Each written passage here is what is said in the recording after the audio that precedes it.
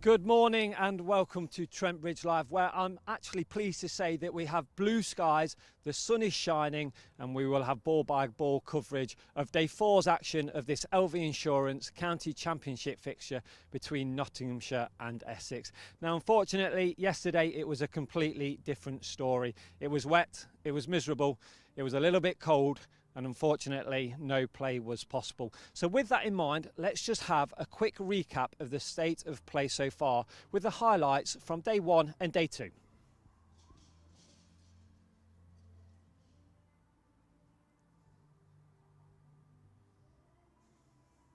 Nottinghamshire finally have a first-class win to celebrate, but could they build on that result against an Essex side smarting, held to a draw by Worcestershire, and desperate for a win that would be key to keeping their title defence alive? There was a battle of former England teammates early on, and Broad, steaming in with the new ball, got the better of his former skipper. Cook out-caught behind. A few overs later, Fletcher dealt with Wesley, and in spectacular fashion, off stump taken out of the ground. Brown and Lawrence ticked the score past 50, and kept going. They were threatening to establish an important partnership. Lyndon James made sure they wouldn't be able to do so, Lawrence out LBW for 14, and Notts having the better of the morning session. Broad then dealt with Walter, out LBW for a duck to keep up the momentum. Essex then made it to the sanctuary of lunch without further damage done, the score at the break, 71 for 4. They'd had just 6 before Fletcher had another. Tendescarter out LBW for 6. The afternoon was taking on a similar look to the morning. And another for Fletcher. Wheater strangled down the leg side, and Essex's innings coming apart at the seams. Nick Brown was the only Essex man able to really find his feet, and his resistance came with a 50. A quick single getting him there off 103 balls. With the score 1 run from triple figures, Fletcher had Brown out, his full delivery well caught at backward point. Then a 5th for Fletcher, all of 2 balls later. Snater caught behind for a duck, and the big man had a 5-fer to his name, and he didn't look like stopping there. Siddle lasted just 1 ball, out LBW, 3 wickets now on the over, and Fletcher on a hat-trick. Lyndon James wrapped it up in the next over, Porter LBW for a first ball duck, and Essex all out for 99. Little then for Essex to cling on to bar Brown's top of the order half-century. Luke Fletcher had run through them, finishing with new career best figures of 6 for 24. The Notts opening partnership has been a consistent one in recent times. Hamid's twin tons a few weeks ago fresh in the memory, but he'd have to go on without Slater this time, the opener out to Snater. And Duckett didn't fare much better. Porter pitched it up, and he could only guide a catch to Wheater behind the stumps. Clark and Hamid saw them to 50, the interval coming soon after, the score at the break, 55 for 2. They carried on after the break, looking to eclipse their visitors' total as quickly as possible. But Notts would need to do so without Clark. He was caught behind off the bowling of Snater for 15. Hamid, though, was still there, and he'd been proving difficult to dislodge, but this time he'd be unable to play his way to a milestone knock. He was out to Snater, another for the Essex upstart, and 1 run shy of a half-century. James and Mullaney, though, brought a stop to the Essex success. Their partnership took the side to 3 figures, and they showed no signs of stopping. Soon, it was worth 50 runs. Notts were showing the champions how to do it. The pair brought the 150 up for the hosts as the shadows started to lengthen across the Trent Bridge surface. Mullaney plundered his way to a quick fire 50, another big shot enough to take him there off 57 balls. Bad light saw the day come to an end, both men still at the crease and nearing 200. The score at the close, 188 for 4.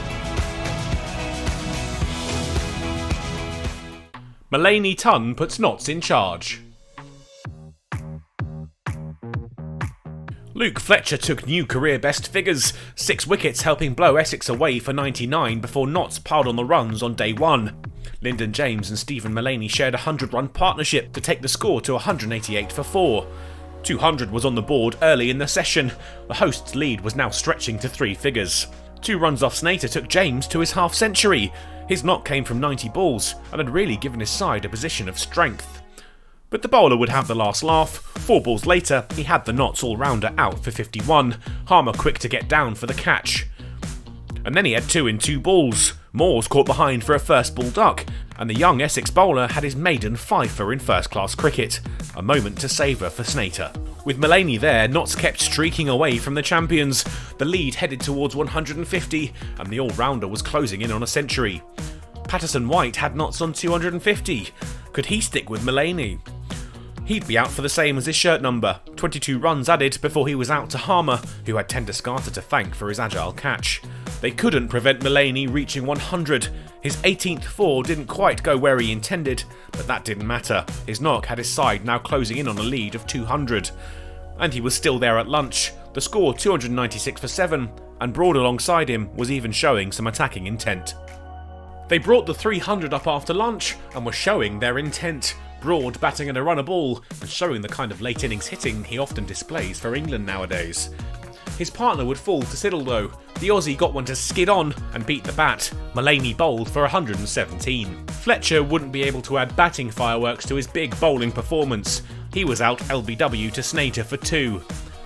And then he had a 7th wicket to his name. Broad caught in the slips by Cook, out for 41, and Notts all out for 323, their lead 224. Mullaney's innings had been a real highlight for Notts. Some intelligent play mixed with some ballistic hitting had taken him to 100. And no matter the result, the match will live long in the memory of Snater, who finished with 7 for 98. Essex got themselves off to a great start. The opening partnership of Nick Brown and Alistair Cook vastly improving on their first innings showings to take the score past 50. But they were only in the 60s when Notts had their first breakthrough, courtesy of Lyndon James. Cook's paths found, out LBW for 35. Wesley followed in quick succession, caught behind for just 1 off the bowling of Stuart Broad. And all of a sudden, the start was turned on their head. A regroup required at tea, the score 76 for 2. They tried what they could, but Notts wouldn't be kept out for long. The score 89 when Patterson produced a great delivery to bowl Lawrence for 11. Brown and Walter looked to find their way to 3 figures, but they had to be careful and batted patiently. That approach got them to 100 and had Brown in the 40s, and he was looking for back-to-back half-centuries. He wouldn't be denied. Broad dropped into the leg side for a single, and the opener was leading the resistance for Essex. He'd go on to play his way to 60 and take the total to 129 for 3 when the day was brought to a close. But importantly, the deficit was now just 93. Could they keep going on the 3rd day of play?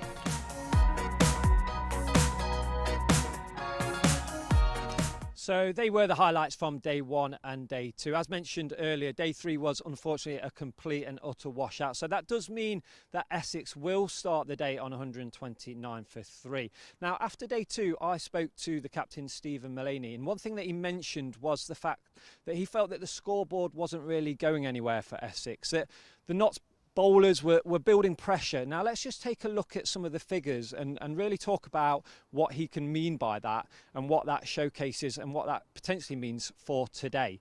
So if you just look at this, Luke Fletcher bowling the most overs in this second innings so far, 15 overs, but that run per over rate of just 1.87. Stuart Broad, obviously 1 wicket in this second innings as well, 14 overs, 2.79. Lyndon James getting that wicket, a big wicket. Alistair Cook, one that I spoke to him as well, and he was very, very pleased with that, as you would be. But again, 1.85 run rate per over. Dane Patterson again, 2.29. Liam Patterson-White, just the 6 overs, but also 1.17.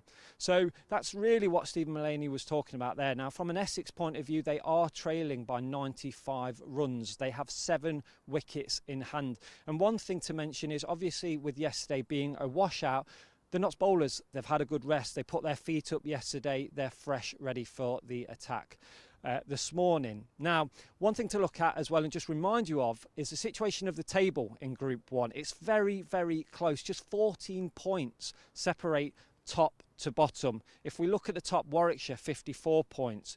Durham, 53 points. Worcestershire, 52. Nottinghamshire, 51 points. Essex, 49. And Derbyshire at the bottom on 40 points. Now, currently, all teams are in their 5th fixture of the campaign so far. From the points of this game, Notts currently taking 6 points, Essex taking 3 points. But it's all about that magic win, isn't it? That 20 points. Can we see a result today? But let's just remind ourselves of the 11 from a Notts point of view who could bring that result home. Obviously, starting off with Ben Slater, Hasib Hamid, Ben Duckett, Joe Clark. In at number 5 when batting, but also part of the bowling group, Lyndon James, the captain, Stephen Mullaney.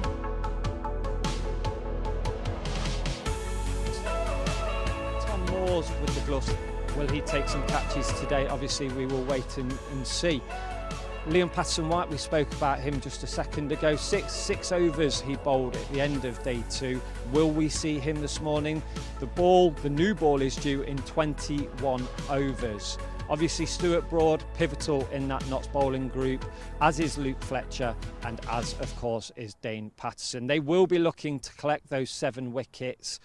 We're just moments away from the start of play. The Notts boys are just in their little huddle. We are waiting for the Essex opening batsmen. They're just waiting in the pavilion. I can just see out the corner of my eye. We are waiting for the umpires, but I will now hand you over to your commentary team. And first of all, I will say a very good morning to Dave Bracegirdle.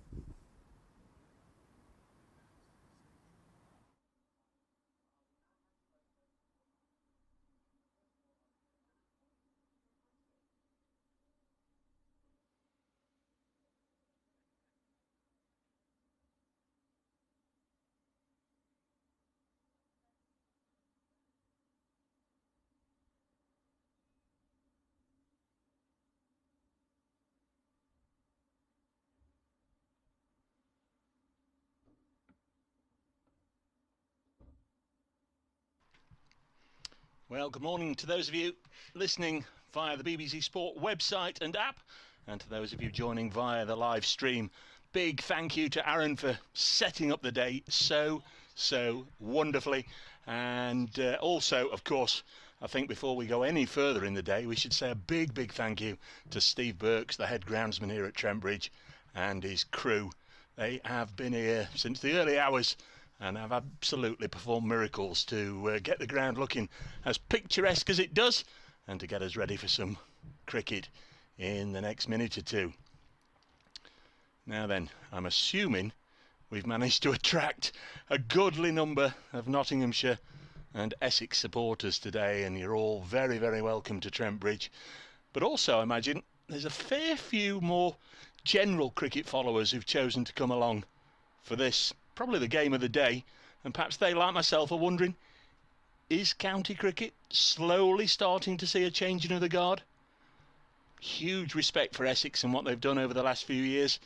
They've dominated the domestic game, but for the second time this season, they find themselves going into the final day of a match in which they were bowled out very cheaply on the first day. Against Durham, they were bundled out for 96, yet turned it around, and on the Sunday they pulled off a win. Here, of course, on Thursday, bowled out for 99. Could they do it again? The next 6 hours is going to answer a lot of questions, I think, about the season and what lays ahead for Nottinghamshire, for Essex, and I think generally for the county cricket picture. As I say, fabulous to have you along. I'm Dave Bracegirdle, and I'll be joined in a moment or two, when he's done his updates for BBC Essex, by David Brett. I think what we do know is we're going to get a good day's cricket. The weather is set fair. A little bit of rain this evening, but hopefully one way or another the match will have been decided by then. So potentially 96 overs. Right now you would say Essex looking to save the game. Right now Nottinghamshire pressing for wickets. Things could flip round though. Things could flip round. I'll just put that there in case we get to tea. Essex with a bit of a lead. Notts find themselves having a few overs to chase something. All sorts could happen. But here we go. Luke Fletcher to Nick Brown. And day 4 is underway with oohs and ahs already, as this is played off the bottom edge and runs down into the slip cordon. Already thanked the ground staff for what they've done. We should bid a very good morning to the scorers. Ian Smith, as ever, working the big screens here at Trent Bridge and looking after the visitors' scorebook. Does a fabulous job. And also Roger the Duke Marshall, as ever, crossing the T's, dotting the I's, and perhaps even putting a few W's in the bowling figures for Nottinghamshire this morning, as Fletcher is in down the leg side, well taken by Tom Moores. The match situation, you may remember, Essex 129 for 3, still trailing by 95. So It's going to take the morning session and a good session of batting, you'd imagine, to wipe that out. And the luncheon interval, I guess both county sides will take stock. We're in the 60th over of the innings, so almost certainly you'd imagine Broad will bowl from the pavilion end. Here's Fletcher bowling again to Nick Brown, nicely set on 60, but of course his innings, like Paul Walter's, interrupted by the rain delay yesterday. Total washout, wasn't confirmed until about 3:30. Umpires gave it every chance to fine up, but alas, no chance of any play. Just been joined by BBC Radio Nottingham, so we'll speak to local radio listeners in just a second. Here is Fletcher, in past the umpire and again outside the off stick. The ball goes through to the keeper. Steve O'Shaughnessy, the umpire at this end. Rob Bailey at square leg. Stuart Broad at mid-on, loosening up. One positive, I guess, that Notts can take out of yesterday, although they didn't get the opportunity to take any more Essex wickets, they did at least enable Stuart Broad and Luke Fletcher, Dane Patterson and co to pop the slippers on and get their feet up. There is that update, where thanks to fabulous work by the Nottinghamshire ground staff led by Steve Burks, we're underway. An absolute deluge yesterday, the ground underwater as the rain continued to fall, but they've been here since the early hours and they've got it ready to play on time. We've just started. Luke Fletcher bowling the opening over of the day. What could be a really tense day. Essex still 95 runs behind Notts, who'll be looking to take these 7 wickets. Essex from their overnight 129 for 3.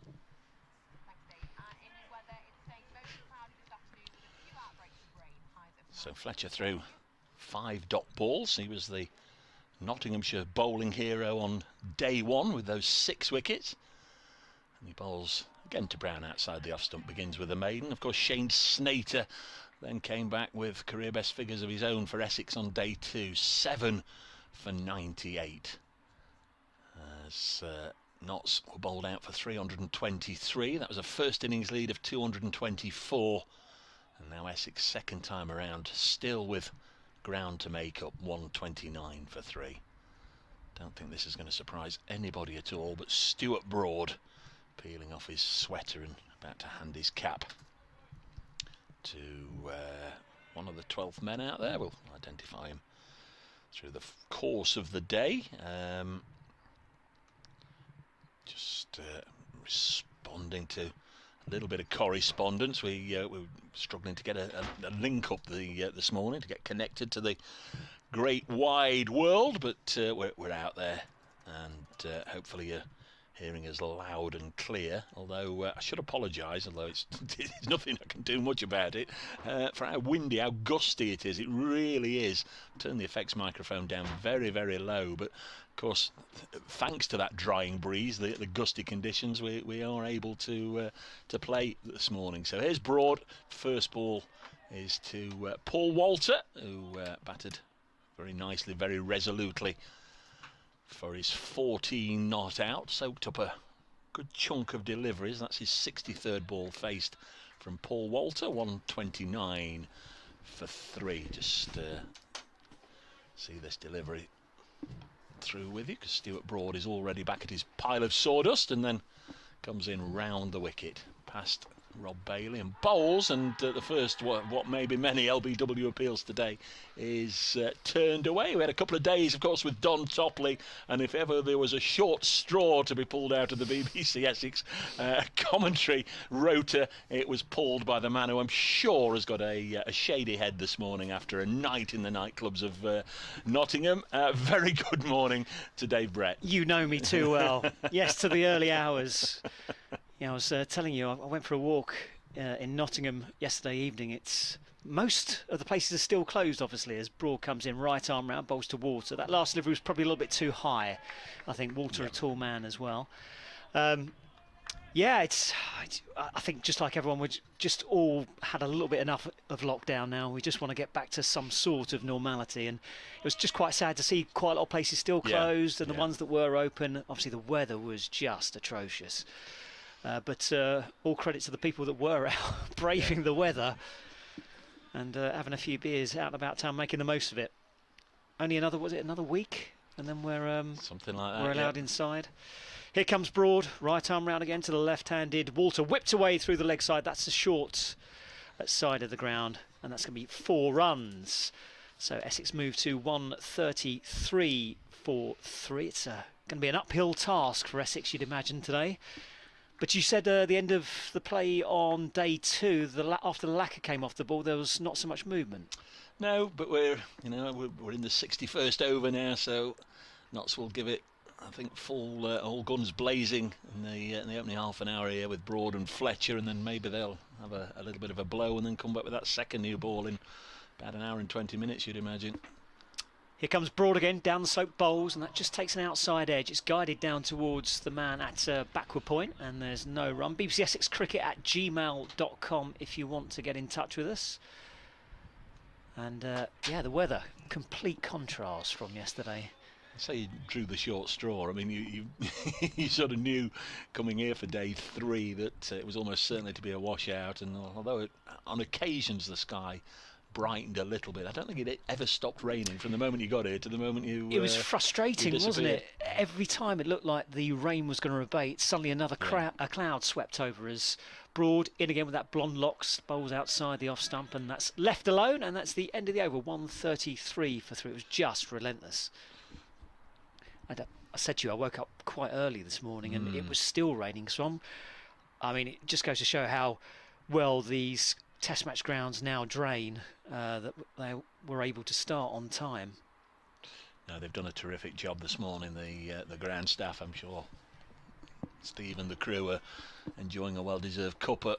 Round about now, they'll have noted, of course, on the radar pictures that it does say it should be fairly dry until hopefully the cricket's finished this evening. Might be a bit of rain this evening, but we should get a good day's cricket in. 133 for 3. Fletcher bowls wide of the off stump, and it goes through to the keeper. Whilst you were doing your update, and I was welcoming everybody to Trent Bridge, I sort of put it out there. This is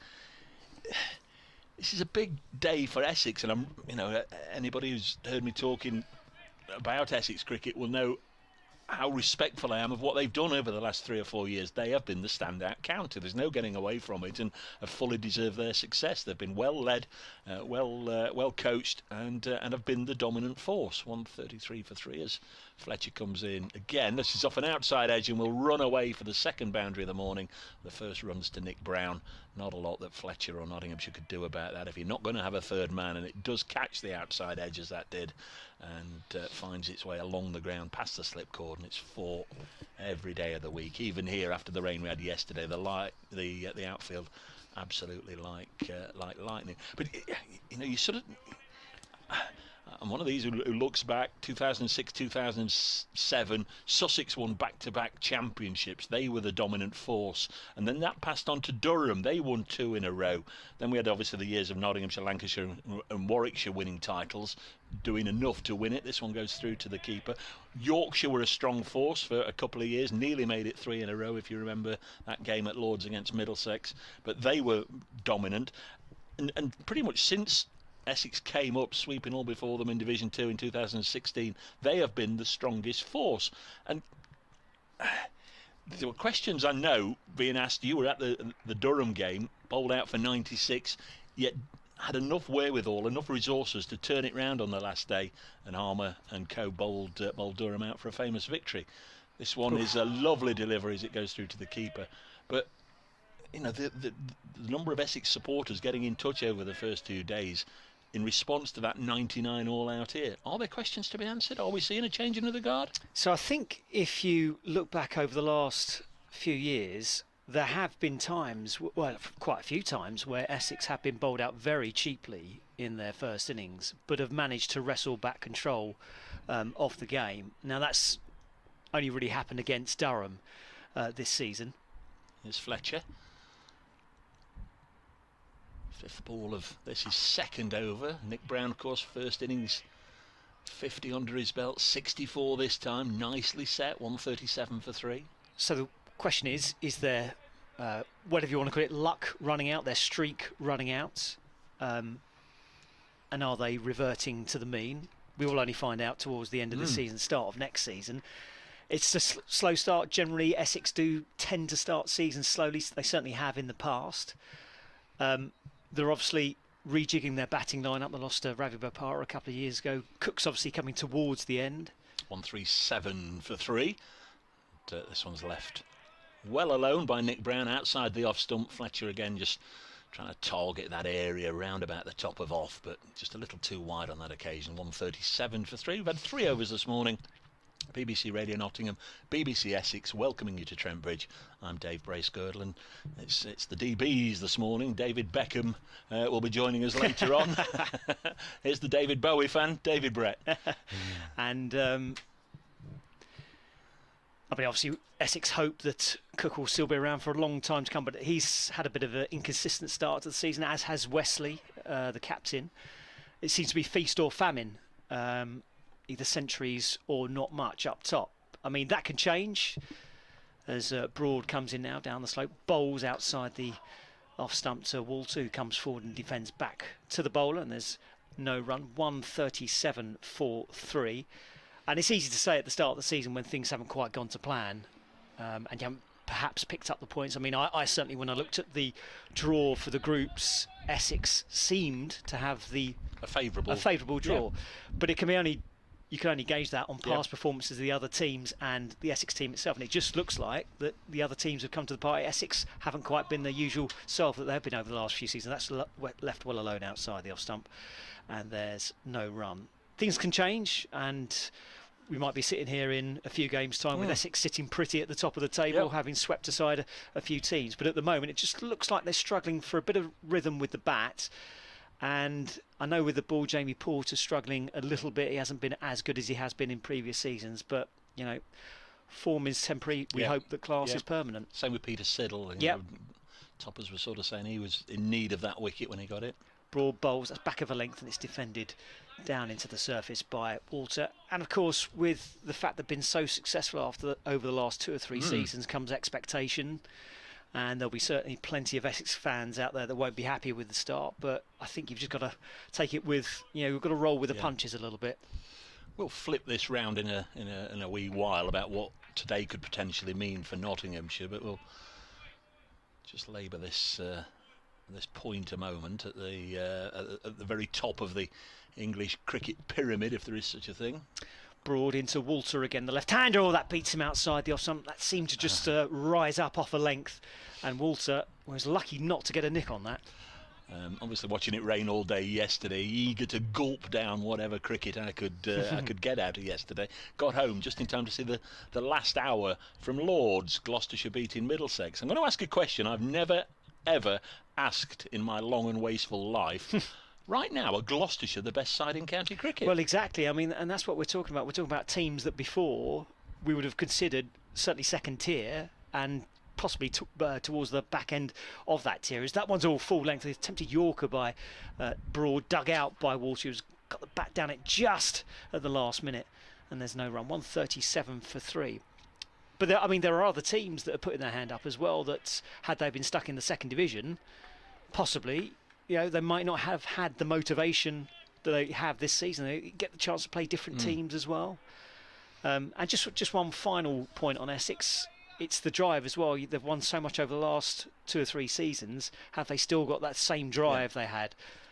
You've seen it in other sports, how difficult it is to get to the top and then stay at the top as Broad bowls well outside the off stump, and there's no run. End of the over, 137 for 3, which makes it just so admirable. People like Lewis Hamilton do it season after season, and Tiger Woods back in the day, and the all-conquering Aussie team back in the 90s, and the West Indies before that. It is just incredible when one team dominates, and it just goes to show where other teams do it for 1, 2, maybe 3 seasons, just how big a gap it is to be that that monumental standard-setting side. As I mentioned there, the Sussex dominance and the Durham and the Yorkshire. Will they ever be beaten? Will they ever be toppled? And you just wonder if. Essex fans, let us know at Brace Cricket, at BBC Essex Sport. What do you think? But I think it would be a terrific result from Essex if they can get something out of this. And of course, if they're back quickly and put Notts under pressure late in the day. Edged, and there is a wicket, and Fletcher's got the breakthrough. First one of the morning is a big one. Nick Brown has gone for 64, and able really to go on from his overnight unbeaten half-century, and he's edged one, and Tom Moores has taken another fine catch, the latest in a number of really top draw catches by Moores so far this season. But Luke Fletcher gets his 7th one of the match, and that's just the door that Nottinghamshire wanted to prise open early on. Nick Brown has gone. He was at the crease for 240 minutes. What's that? Just over 4 hours in real money. 197 balls and faced 7 fours. 137 for 4. You know, absolute beauty, that delivery. Perfect length, bringing Brown forward. Ball just started to arc away and they just nipped off the seam, and that's what took the edge through to, was it first slip that caught that? It's the keeper. It was the keeper. Yeah, it was an absolute beauty from Fletcher. And he's got his line right there. First couple of overs, he was either a little bit too forward, a little bit down the leg side, but that was absolutely perfect. Brown just couldn't help himself, had to go forward to play it. I think just swung a little bit in the air, and a bit of nip off the CA. He's just going through the motions there with one of his teammates, just describing how that ball just beautifully drifted, then nipped off the seam to take the edge. And Brown couldn't really do much about that. So one of the left-handers gone as well, and Essex 137 for 4, and they're still 88 runs short of making Nottinghamshire bat again. Sorry, where were we? I can't remember what we're talking about now. Well, he's perhaps just tilted a little bit away from Essex, but they've still got some fine players. Ryan Tender-Scarter, of course, is out there. We've got a right-hander, first time in quite a while that Fletcher's had the opportunity to bowl to a right-hander, and Tender-Scarter blocks this one. Very early stages of this Fletcher over. He got his man first ball there. Start of the 64th over. Yeah, it would be huge for Essex if they could get something out of this one. As I was suggesting, if they did bat just naturally, organically by tea time, they'd have a bit of a lead. But you think Nottinghamshire, well, I know Nottinghamshire would want to chase a target. They really would be desperate to topple the county champions. As I think it's only right and proper to call them, as this is pushed into the offside and there's a single. We didn't have a county championship last year, I know, but the last time it was held, 2019, Essex were triumphant, and of course last year the Red Ball prize that was up for grabs was won by Essex, so only right and respectful to call them the county champions. I think 138 for 4 as Tender-Scarter pushes a single. If you want to get in touch with us, bbcessexcricket@gmail.com. Send us an email your thoughts on Essex's start to the season. I mean, the good thing from an Essex point of view, they really are being tested. Yeah. And it's up to the players to stand up. And of course, in a way, well, not in a way, factually, it's just all about qualifying and where you're going to be in the next stage in September, as Paul Walter plays his second lovely shot of the morning. The first one was I guess a controlled edge down to third man for 4, but he's clipped this one away off his hips for a couple of Fletcher. Nice shot, 140 for 4. Even if the worst happened to Essex today, there's not that much ground to make up to get in the top 2. There's still 5 games to come. 3 at Chelmsford. That's a really fabulous point you just made, actually. It is just all about qualifying, and obviously, hopefully, whomever finishes second, you take the points that you've hopefully won against them. It's Fletcher into bowl. Outside the off stump through to the keeper. Essex have played Worcestershire twice, haven't they? They've not played Derbyshire yet, so Derbyshire home and away, Durham away, Notts at home, and would it be Warwickshire at home? Yes, I would imagine. I think what will frustrate Essex if they either fail to qualify or certainly go through and perhaps finish in second place is the fact they had 2 high-scoring draws against Worcestershire, and the first one at Chelmsford, I know, especially frustrated the players. Luke Fletcher just got to smile at something there. I'll read it in a second as he bowls to Paul Walter, plays it on the leg side. It's relevant because Luke Fletcher's bowling from Nick Smith, from Nick in Millport. After your revelation about Luke Fletcher disliking mayonnaise a few weeks ago, as a supermarket cashier, I've been telling customers buying mayo not to have it if Luke appears for tea. That's a consumer service, he says. Yeah, he'll gobble anything down, Big Lou. But mayonnaise it's his kryptonite. If that's the right comparison, he'll run a mile and squeal. If you offer him any mayonnaise, he'll pop it anywhere near his butties or his chips. 140 for 4 at the end of the over. A successful one for Fletcher, who's got 7 wickets now in the match. The only wicket of the morning. Nick Brown caught by Moores off the bowling of Luke Fletcher for 64. God, mate, disgusting last night. I gobbled down the biggest burrito I think I've ever had. It was absolutely fantastic, but I felt, it's one of those ones where you feel guilty afterwards. It needs must, isn't it? Like I said, the first time I'd sort of stayed in a hotel for 18 months was in Worcester a couple of weekends ago, and as you say, have you booked? No, sorry, can't help you. Can I get a drink? No. Have you booked? No, sorry, can't help you. And it is literally just a case of finding somebody that will cater for you.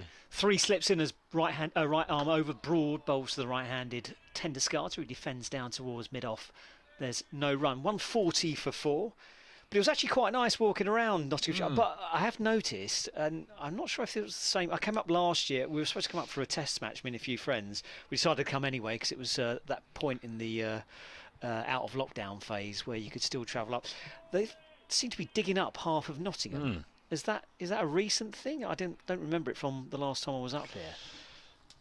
It's a bit like Birmingham. The last time I was up in Birmingham, they seem to be digging up half of Birmingham. As Broad comes in down the slope again, bowls, and that's left alone outside the off stump. I sort of had to say this a few times over days 1 and 2 when Toppers was asking me about the city centre and this, that, and the other. I'm a Newark lad, 20 miles away, and the times I've actually been in Nottingham, certainly lately, and generally for much of my life, you can almost count on one hand, and certainly I've not been anywhere near the city centre for a long time. I couldn't tell you. I can tell you something about Nottingham today, though. Essex trail by 84 runs as Broad right arm over bowls to the right-handed Tenderskata. Extravagant leave outside the off stump. Just getting his eye in here. Tenderskata 140 for 4. Walter on 20. Tenderskata on 1. If you are in or about the city today, I was driving this morning. I was listening to Radio Nottingham. Absolutely fabulous programme, Francis Finn. 80 years ago today was what they're referring to as the Nottingham Blitz. Nottingham was bombed and bombed and bombed 80 years ago today, 1941. Lots of damage, lots of buildings, lots of casualties, unfortunately. Broad up to the stump spells. Oh, that one lifts off a length. Where did that one come from? As Tenderskata looks judgingly at the pitch, he comes to pat the surface where it leapt off. But wow, that came up about shoulder height, off a length. There's no wonder Tenderskata's gone down doing a little bit of gardening. But just quickly to wrap that up, what I was saying, and they're talking about the things that were in Nottingham. The Holy Trinity Church was destroyed. The land where Radio Nottingham, funnily enough, is at the moment, of course it wasn't a radio station then, was completely devastated. But today there are parades through Nottingham, and they're parading some of the fire engines that were there on duty that day, back 80 years ago, through the streets of Nottingham. So you may see that today, folks, if you're around. 3 slips in as Broad bowls outside edge, run down towards the third man boundary. There's a chase on here for the fielder at third. Slippy's going to get there, and it should just be a couple of runs for Essex. 142 for 4, but tentative from Essex, and Broad getting the ball to do some talking. We have had some emails in.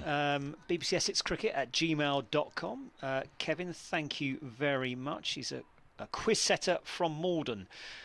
So he says, hope you're all well and that the weather stays kind today. Well, it does look a lot better than the original forecast, which looked at a couple of days ago. So we should I think we're all right today. Certainly lots of breaking clouds. Sun's gone behind one of the clouds that's hovering around the city, but we should be okay.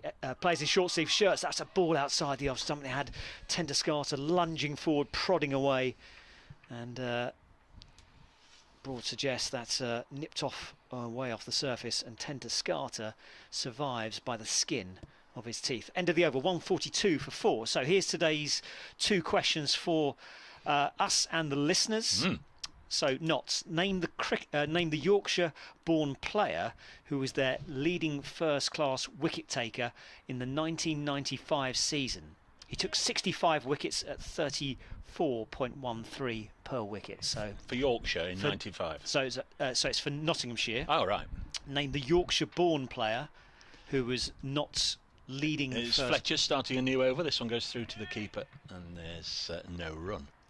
So the Yorkshire-born player playing for Notts, who was Notts' leading first-class wicket taker in the 95 season, took 65 wickets at 34.13. And who's this crafty correspondent setting these? This is Kevin from Malden.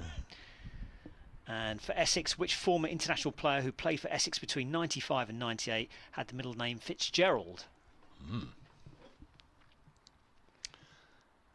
Fletcher past umpire O'Shaughnessy, got a wicket in the last over. Paul Walter solidly behind this one, and there's no run. On target though, that. It was indeed, yeah. I'm sad to say I've already cheated, because I just so happen to have that link up. Nottinghamshire bowlers, best bowlers over the years. So I have had a bit of a look. So we'll put it out there to anybody. Dave Palmer says, Dave, they're replacing some of the tram tracks in the city as Fletcher bowls to Paul Walter, who's on 20. Thanks very much for that, Dave. Like I said, just.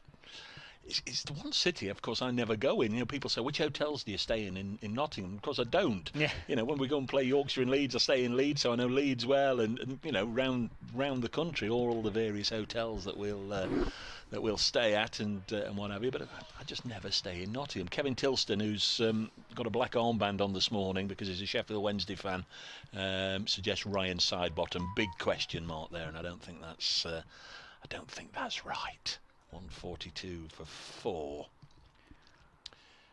One or two people just getting in touch. We'll give them a message as we go along, as Luke Fletcher bowls to Paul Walter, who defends this one. He's on 20. And a very good morning and welcome to BBC Radio 5 Live Sports Extra listeners. Welcome to Trent Bridge. The ground staff here, I tell you, they were here in the early hours, and they've absolutely managed to soak up and clear away an absolute deluge from yesterday, and have got play underway on time, and it really does look fabulous at the moment. The sun, watery sunshine, but with a drying wind, we've got ideal conditions, and I would imagine it's conditions that Luke Fletcher and Stuart Broad, who had their slippers on yesterday resting up, are eager to exploit as this is played to point. Fletcher's got a wicket already this morning.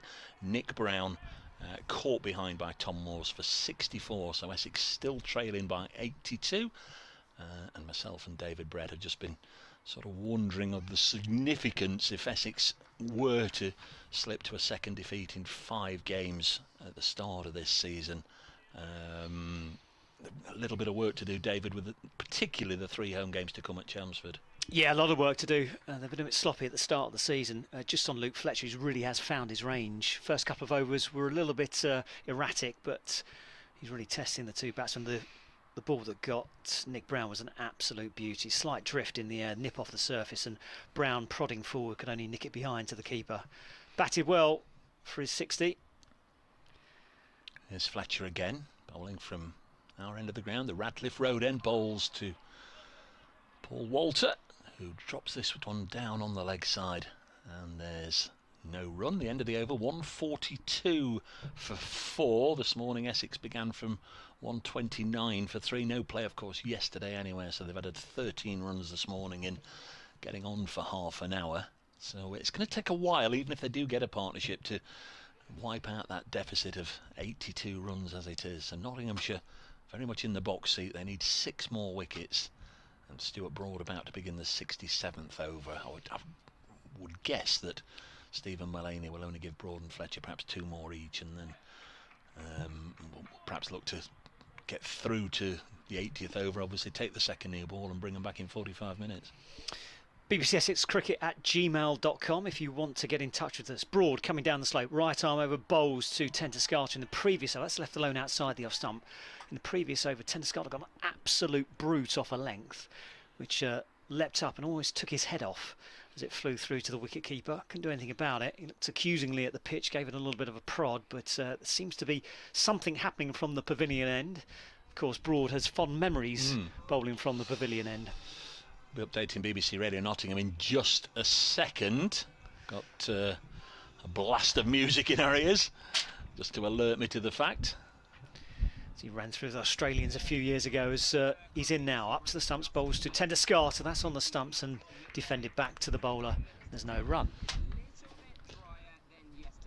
Here is that update for Radio Nottingham.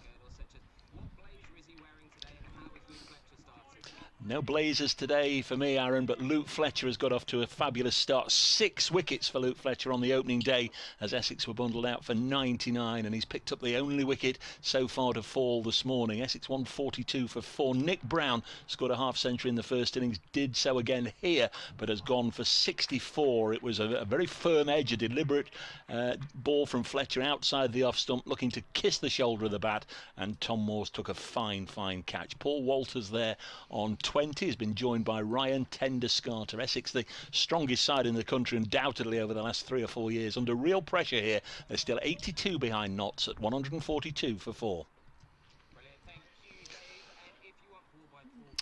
Sun is out. There are a few clouds dotted about. The ball is doing something, even though it's 60 odd overs old. And in short sleeve shirt, Broad right arm over to the right-handed. Tenduscarter, who tries to leave that alone outside the off stump, and it comes with a thick bottom edge down towards gully, and there's no run. Just one final point on Luke Fletcher. He has so much control over the ball at the moment. They had 4 slips in for him for that previous over. Sorry, Dave. I was just going to say, as we've gathered a few more listeners over the last few minutes, I'm getting lots of answers to the quiz question that you posted. Oh, do you want me to perhaps read? Before I give some of the suggestions, you might want to read the question again. And thanks for the emails as well. We're getting a few in. bbcsexcricket@gmail.com. I'll just wait for Broad to come in, and then I'll repose those questions. 3 slips in for Tenduscarter, and there's a gully and a man at cover and mid-off as he bowls, and again that one just rises off a length, but it's well controlled this time by Tenduscarter. Soft hands playing it down into the ground, and it's fielded by the man running round from gully, and a run to the total. 143 for 4. Essex still trail by 81 runs. So the questions were posed by Kevin from Malden, and this is for the Nottinghamshire team. Name the Yorkshire-born player who was Notts' leading first-class wicket-taker in the 95 season. He took 65 wickets at 34.13 per wicket. No cheating like Dave. As we wait for Broad to come in again, it's going to be the left-handed Walter on strike. They're just bringing in mid-wicket to a more shortish mid-wicket, about, I'd say that's probably about 20 yards from the wicket, as Broad round the stump. That's 4 well wide of off stump, and there's no run. And Sports Extra has just left it. Just a brief encounter, but it was a nice one all the same. I don't know where they got off to, but that's left alone. Perhaps we didn't do a good enough job, No. Dave. No, I can't believe that. 143 for 4. And the Essex one was, which former international cricketer who played for Essex between 1995 and 1998 had the middle name Fitzgerald? Very good indeed. I know the answer, and Nigel Hall, for the Notts one, Nigel Hall and Andrew Selway were the first 2 to come up with the correct answer, which we'll give in a while. If you are still working on it, we'll give you 10 or 15 minutes. Joel Harrison, good morning guys, listening to you as always from sunny Cambridge. Patience, the order of the day for Notts today. I fancy Liam Patterson-White will have a key role. Come on Notts. Well, there's only 6 wickets left for Liam to potentially get, but I know what you mean. If there is a stubborn partnership and you do need just to vary away from the all-seam attack, then Liam may well get an opportunity. But for now, it's Fletcher. 4 slips. Ryan Tenduscarter on 4 lets this go through to the keeper. So 4 slips, point, extra cover. Who is Joey Everson? Just have a little check who he's on the field for in a second. A mid-on, a mid-wicket, and a long leg. So subfielder number 90, just to mark your card, David, is the 19-year-old Joey Everson, number 90 at extra cover. 143 for 4. Ron and Laurie from Enfield says Essex to lead by 150 with 30 odd overs remaining. Game on. It'd be a good game, yeah. It'd be a good game then. 143 for 4. There's Fletcher in. This has worked away behind square. They'll take the single. Lyndon James doing the fielding.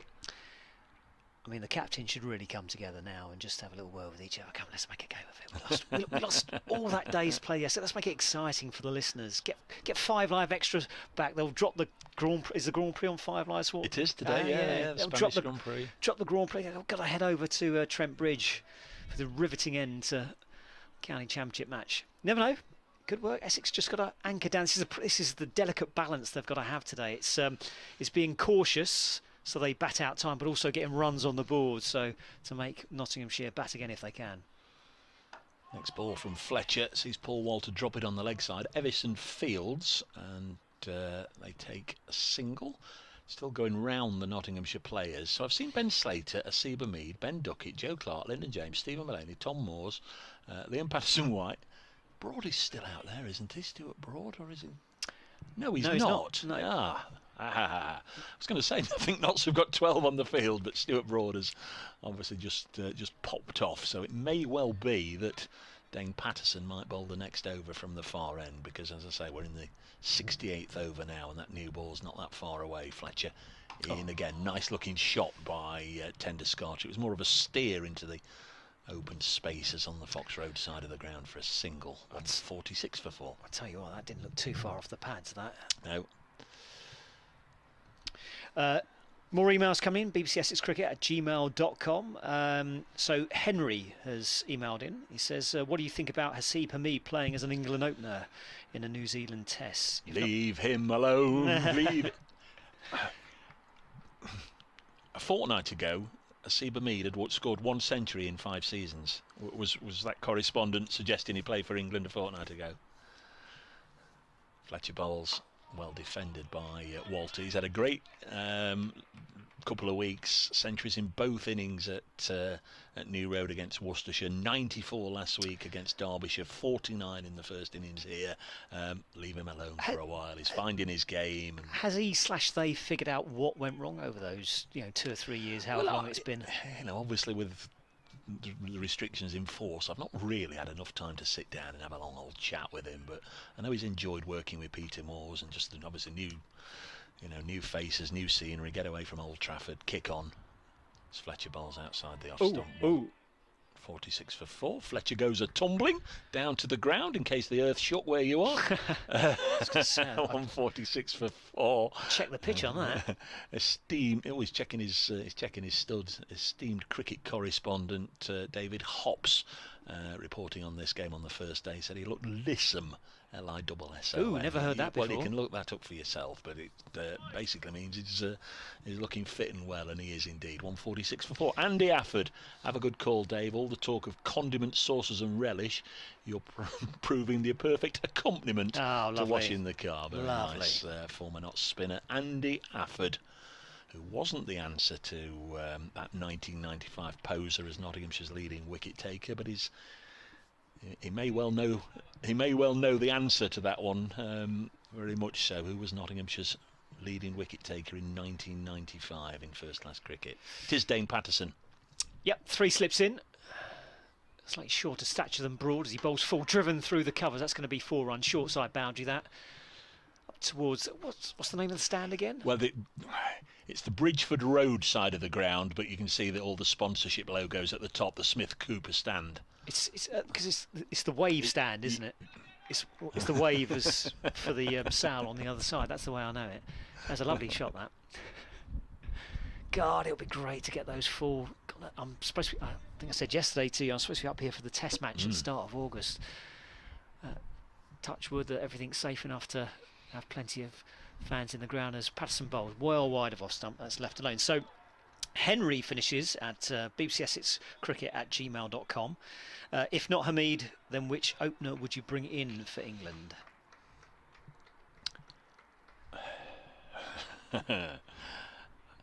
Obviously the guys in possession, i.e. Sibley, Burns and Crawley, will inevitably, almost certainly I would imagine, get first crack. I find it difficult, or I'd find it odd if they dumped the whole batting line-up after what happened in India as Patterson bowls left alone outside the off-stump. There were debutants out there who've never played before, and even the established batsmen struggled out there. So it'd be. I'm with you on this. Just give them another go. 7 matches scheduled to take place today. Of course, Gloucestershire defeated Middlesex yesterday. Derbyshire and Durham not playing this round of matches, so everybody else scheduled to be in action today, but they've not yet started at Grace Road, Leicestershire, Surrey, 12:15 inspection there, or at Headingley, no play before lunch, Yorkshire, Kent. Patterson in bowls. Oh, that's a full stroke outside the off stump by Tenduscarter. He went for a drive there. He sort of drew back at the last minute, but the ball was past the outside edge and through to the wicket keeper, and there's no run. 150 for 4, still trail by 74 runs. Another email from Chris. So we were asking earlier what's wrong with Essex. It's a bit of a long email, so I'll try to get through it. I'm not asking what's wrong. Yeah, far away. Let's see what the response is. So the difference with Essex this season has been the bowling. The batting has been pretty much the same as the last few seasons, but the bowling, as Patterson comes in again, bowls cut down into the ground hard and past the man at gully for 4 runs down towards third man. Nice shot there from Tenduscarter, fully in control, just guiding it into the ground, no chance of a catch. And it's 154 for 4, trail by 70. Class is permanent, and that's Jamie Porter and Peter Siddle, will recover their form soon, I'm sure. And it's clear that when Essex play away, their opponents are preparing wickets to give Simon Harmer no help at all. Do you think that was a consideration here? I think it was an important toss, and you played to your strengths, and with Stuart Broad available, that's clearly one of the strengths. It's an important toss, really was. Patterson right arm over to the right-handed Tenduscarter, whipped off the pads this time. Is it off the bat or pads? It's going to be off the bat down towards long leg for a single end of the over. 155 for 4. Essex trail by 69. Just finish off the email. With regards to this match, it would be interesting to know if the toss had fallen differently. What would the current situation be reversed given the excessively green nature of the wicket at the start of play? He says, did I fall asleep and wake up in 1981? And the last part, however, far below the levels of recent seasons, Essex are now, at least they are basically homegrown.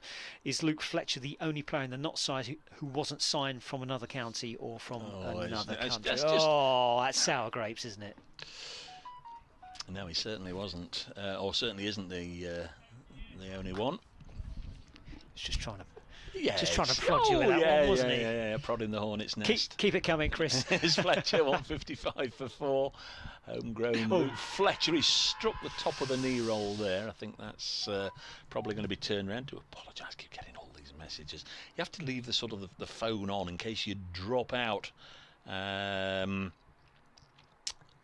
once we're on air, and just sort of let people or let us know that people can't hear us. So apologies for the beeps going through. Andy Afford's got the right answer. No surprise there, which we'll give in a wee while. Should we give out the questions one more time? If you wish. Are you getting any Essex answers? Nothing as yet. Okay. I've got a couple of emails to get through, but we'll see. bbcessexcricket@gmail.com. Here's Fletcher in once more. That was tight to the off stump. Let's this go through to the keeper, but it wasn't that far away. 155 for 4. So this is the 70th over. I would imagine it'll be the last in Fletcher's current spell. So the questions were, name the Yorkshire-born player who was Nottinghamshire's leading first-class wicket-taker in the 95 season. He took 65 wickets at 34.13 per wicket. That's 1995. And for Essex, which former international cricketer who played for Essex between 1995 and 1998 had the middle name Fitzgerald? Fletcher.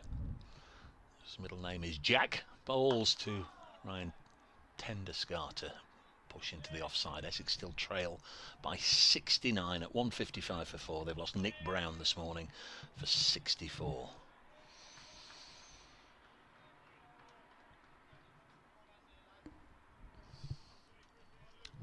What have you got? You said you've got a couple more emails. Yep. So I've got Christopher. Greetings from South Wales. Let's wait for Fletcher. 157 for 4.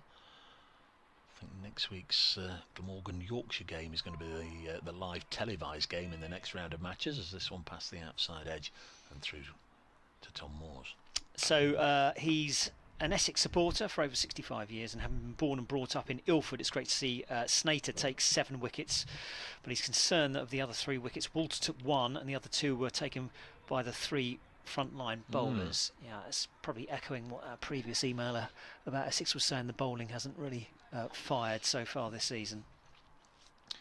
157 for 4. Fletcher just having a bit of a wardrobe malfunction there. Had to just sort his trousers out. He's ready now. Gets the ball from Joey Everson, who's still on the field, and then Runs in, bowls outside the off peg, nicely bowled, but well played by Tenderscarter. Another pleasing push into the offside, and Tenderscarter started brightly here. He's on to 17 from 27 balls, 159 for 4. So more on Essex's stuttering start to the season. It's from Tony. He says, suddenly it would appear the balance of our side has changed. Porter, Cook, Beard, Snater, Allinson and Plom. A decent battery of seamers. While, as you rightly say, the batting is desperately inconsistent. Time then for another overseas batsman. He has wonderful memories of watching Border and War make huge scores at Ilford back in the day, just to in a long line of brilliant signings. Yeah, perhaps.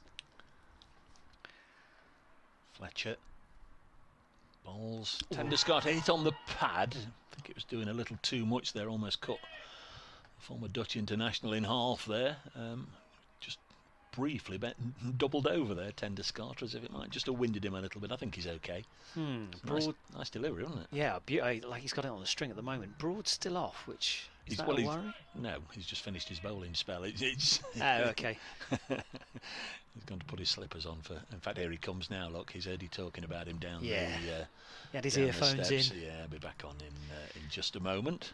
All these Essex lot just prodding away at the Notts guys. He'll be ready for the second near ball when it becomes due. Final ball of the 70th over. Tenderscarter again struck by one that did a little bit and was probably slipping down again. 159 for 4. He's got the ball moving though, hasn't he? Yeah. Just a final say on the Essex side of things.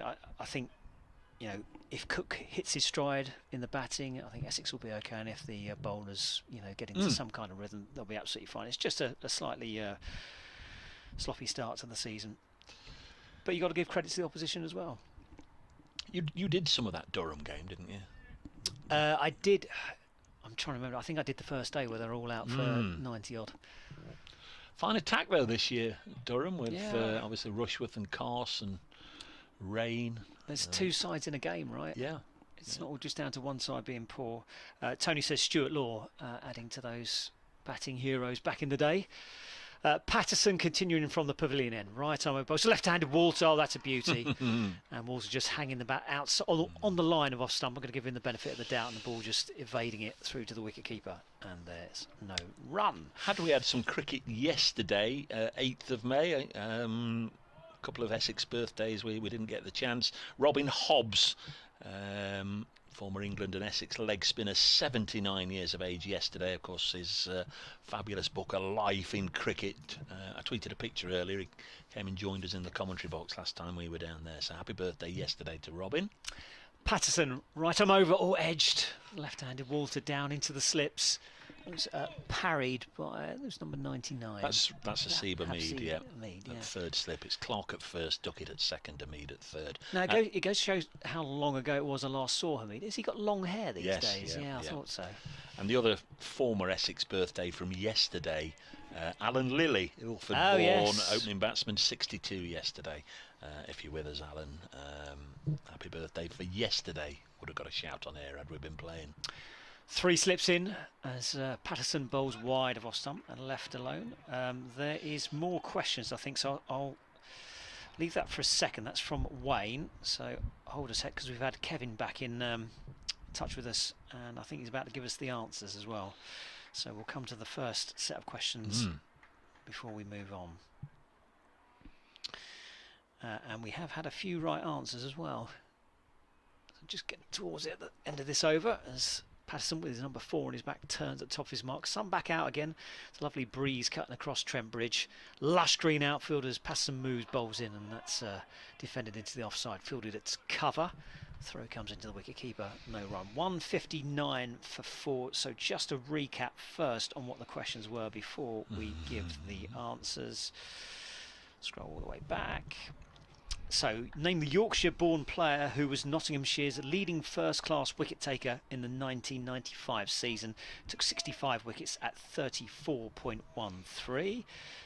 And the answer is Dave. Slow left-arm spinner Jimmy Hindson, still doing a fabulous job in the Notts Premier League. as Patterson Bowles turned off the pads into the leg side, and there is no run. The Essex side of the question: which former international cricketer who played for Essex between 1995 and 1998 had the middle name Fitzgerald? Did you get anything for that? No. I did. I got one in from Chris, which I believe is correct. Let's just have a quick check. Yeah, it's Neil Williams. Neil Fitzgerald Williams. As Patterson Bowles, and that one's kept low, defended into the offside, and there's no run. And your prize, Chris, is Chris, is to have to listen to us until this game ends today. Congratulations. A virtual beer from us all, Yeah, although we've both got deep pockets and short arms. Yeah, Jimmy Hindson. I think he's still with Caythorpe, but very often, obviously in normal times, we'll see him here at Trent Bridge. And if you're with us, Jim, look forward to catching up with you, and certainly your mate Andy Afford, one of the first to offer up the name of Jimmy Hindson. 159 for 4. We're going to have a bowling change at this end, so Fletcher has finished, presumably being rested for the second new ball. Lyndon James is going to bowl, and we've got another subfielder on, who is Toby Petman, who's come on for Fletcher. So Joey Everson's gone off, I think.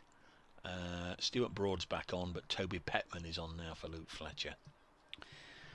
An email in from Wayne. Greetings from Izmir. Any idea where Izmir is? Oh, Turkey. Yeah, lovely. In fact, Joey Everson's still on the pitch, so Notts are playing with 13. They've got Toby Petman, number 15, and Joey Everson, number 90 on. Fletcher's off, not sure who the other one is. We'll have a look in a second as Lyndon James starts his first spell of the day. 159 for 4.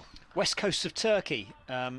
They are on day 10 of their lockdown. That's set to continue to the 20th. Just on the red list as well for the UK, which is a bit of a shame for Champions League fans, in particular Man City and Chelsea, because at the moment they're supposed to be being held in Istanbul. 22-year-old Lyndon James bowls. Oh, that one took off. It's a good lead from Tender Scarter, but it's shot from just short of a length. Umpire O'Shaughnessy just having a word with young Lyndon about where his foot's landing. He's scratching away there at the crease. Good delivery. Okay, he's got a question. I'll leave it to the end of the over, actually, because it's I think it's a bit of a umpire's call thing. bbcscricket@gmail.com if you want to get in touch. 159 for 4, I beg your pardon, as Lyndon James bowls. This is driven crisply. Good stop, good diving stop by Petman, who saves 4 runs, but also has the presence of mind to shy at the stumps. Had he hit the stumps, it would have been a wicket at this end if Paul Walter had been out of his ground. I'm not suggesting he was, but had there been a wicket at the other end, it would have been discounted because it was a no ball. And I did say O'Shaughnessy had been checking the mark and also having a word with Lyndon James. So a no ball helps Essex to the tune of 2 runs, 161 for 4.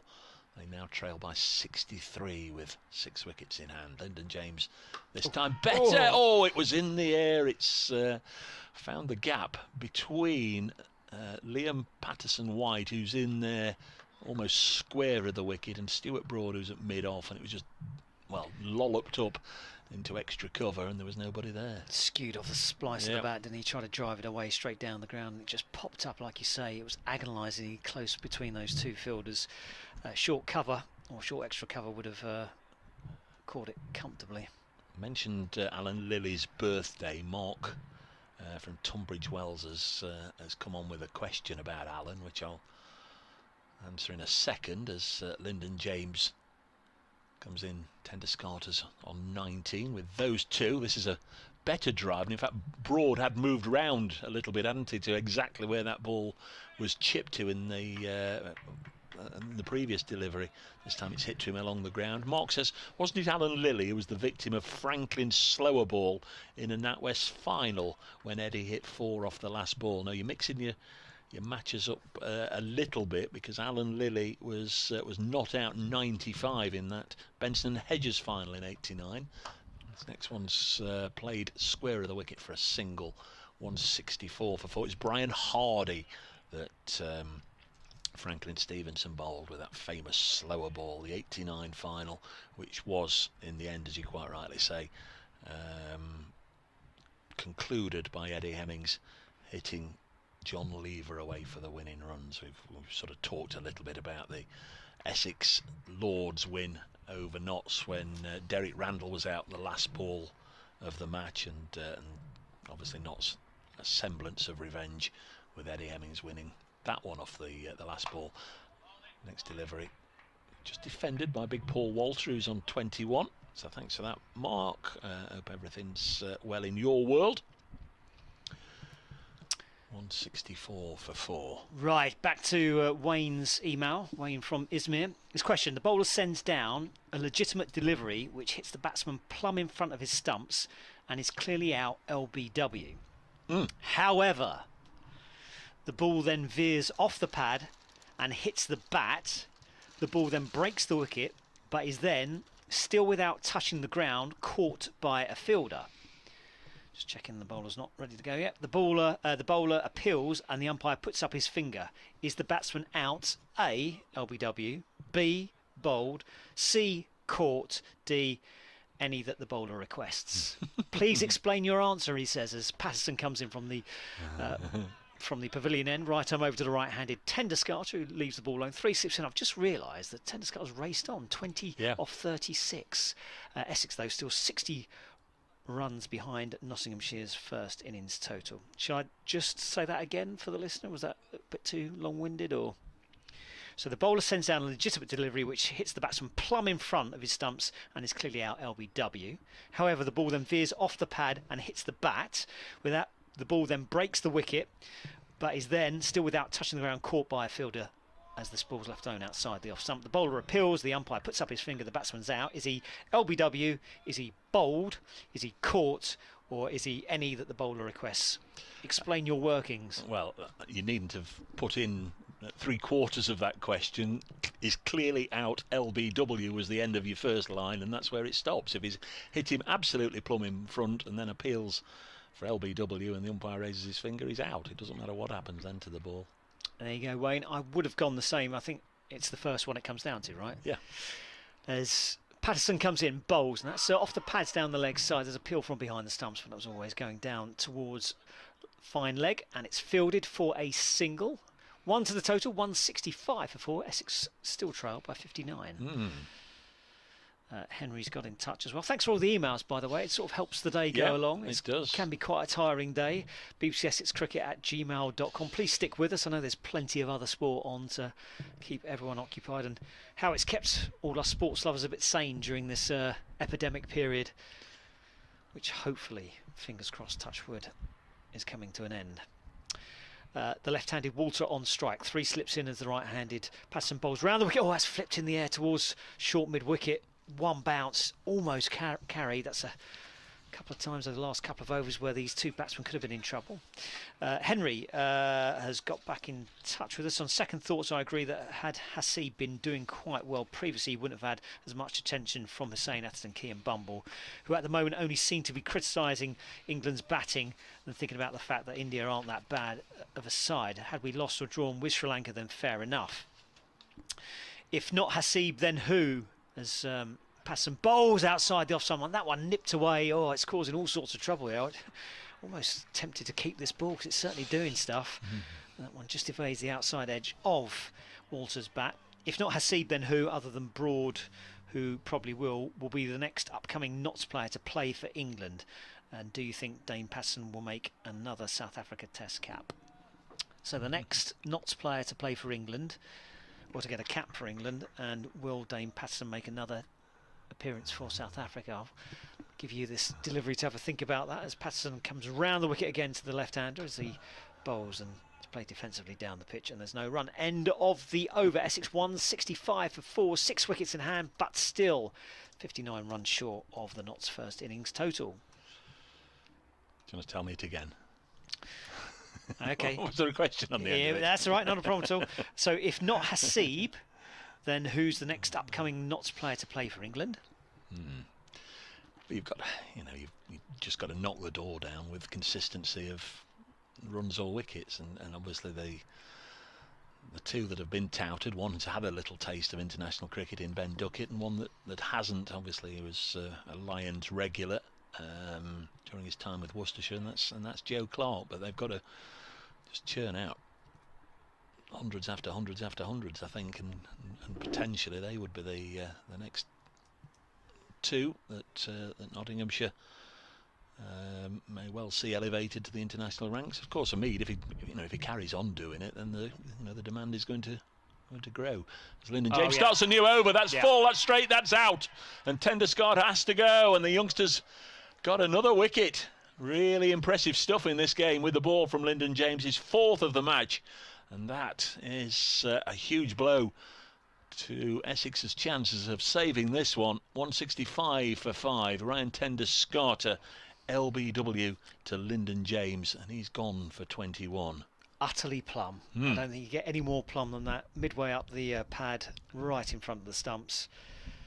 And they're bowling beautifully. I'm just wondering if they will take the new ball. It just seems to be doing a lot at the moment, and starting to get towards Essex's tail. Essex in trouble here on BBC Radio Essex, BBC Radio Notts. You were just saying that runs were coming along quickly, and Tenderscott had made his way quickly to 21. 44 minutes at the crease, 39 balls and 2 fours. It's not necessarily looked like this morning's approach has been, we must block all day and try and bat to at least the other side of tee, has it? If there's been an opportunity to score, I'm not criticising that approach, of course, but sometimes you do just get carried away with the momentum, don't you? And it's been done by an absolute beast of a ball there. I'm assuming Adam Wheater's photo was taken just post or during lockdown. Oh, God, it's lovely. I've never seen him with hair that long. He's got quite the mane on him. Quite striking. Anyway, yeah, it's always going to be a difficult balance to take, isn't it? They're so far behind the game. They've got to take time out of the game, but also try to make Nottinghamshire bat again. And it's with the ball doing what it's doing this morning, it's been so tough for them. 165 for 5. Just do an update for local radio listeners. Good first hour for Nottinghamshire. We began on time at 11 o'clock after great work by the ground staff, and now Nottinghamshire's bowlers have carried on that fine work because they picked up 2 wickets in the hour's cricket today. Luke Fletcher, who got 6 wickets on the opening day, has dismissed Nick Brown, caught behind for 64, and just as you join me, Ryan Tenderscott has now fallen LBW to Lyndon James. Notts need 5 more wickets. Essex still trailing by 59, a 165 for 5. So there's an update for local radio listeners. The latest ball has gone through to the keeper. I'm totally wrong, according to Neil Nick, who says Law 32-2 bowled will always take precedence. The striker is out bowled if his or her wicket is put down, even though a decision against him for any other method of dismissal. Oh, lovely dismissal from Lyndon James, and he's bowled Adam Wheater for naught. Super stuff. And this over has really tilted the balance, if it wasn't already, very firmly towards Nottinghamshire. Wheater has lost his off stump. Been a disappointing game with the bat for the Essex keeper, and he's on his way back to the pavilion. Well, only a second or two after he'd arrived in the middle. Second ball, he's been bowled, and that was a lovely, lovely delivery. Wheater made just 5 in the first innings, out for a 2-ball duck here, and Notts need 4. Stumps splattered all over the place. I wonder if it got a little inside edge, because it was a beauty delivery. Where it nipped back off the surface, I don't know, but it was just offered up for the drive. And Wheater was suckered in, trying to punch it down the ground, and it certainly took the off stump. Whether it came off an inside edge, I don't know, but it was an absolute beauty, and he's bowling like a dream here. James picked up exactly where Fletcher left off. Sorry, Wayne got in touch as well, and he said LBW is not the answer. Yep, always happy. I was going to say always happy to be proved wrong, which happens 100 times a day, believe you me. So thanks for that, Neil and Andrew. Should I read yours out? Because he says definitely LBW, the same as I did. It's done in chronological order, which is what I believe. But thanks to our correspondents, knowing the rules, the laws of the game better than certainly me. So are we to assume that if the batsman wasn't bowled, then it would be a chronological order. So LBW first, then caught after. Just keeping quiet. 165 for 6. Move along.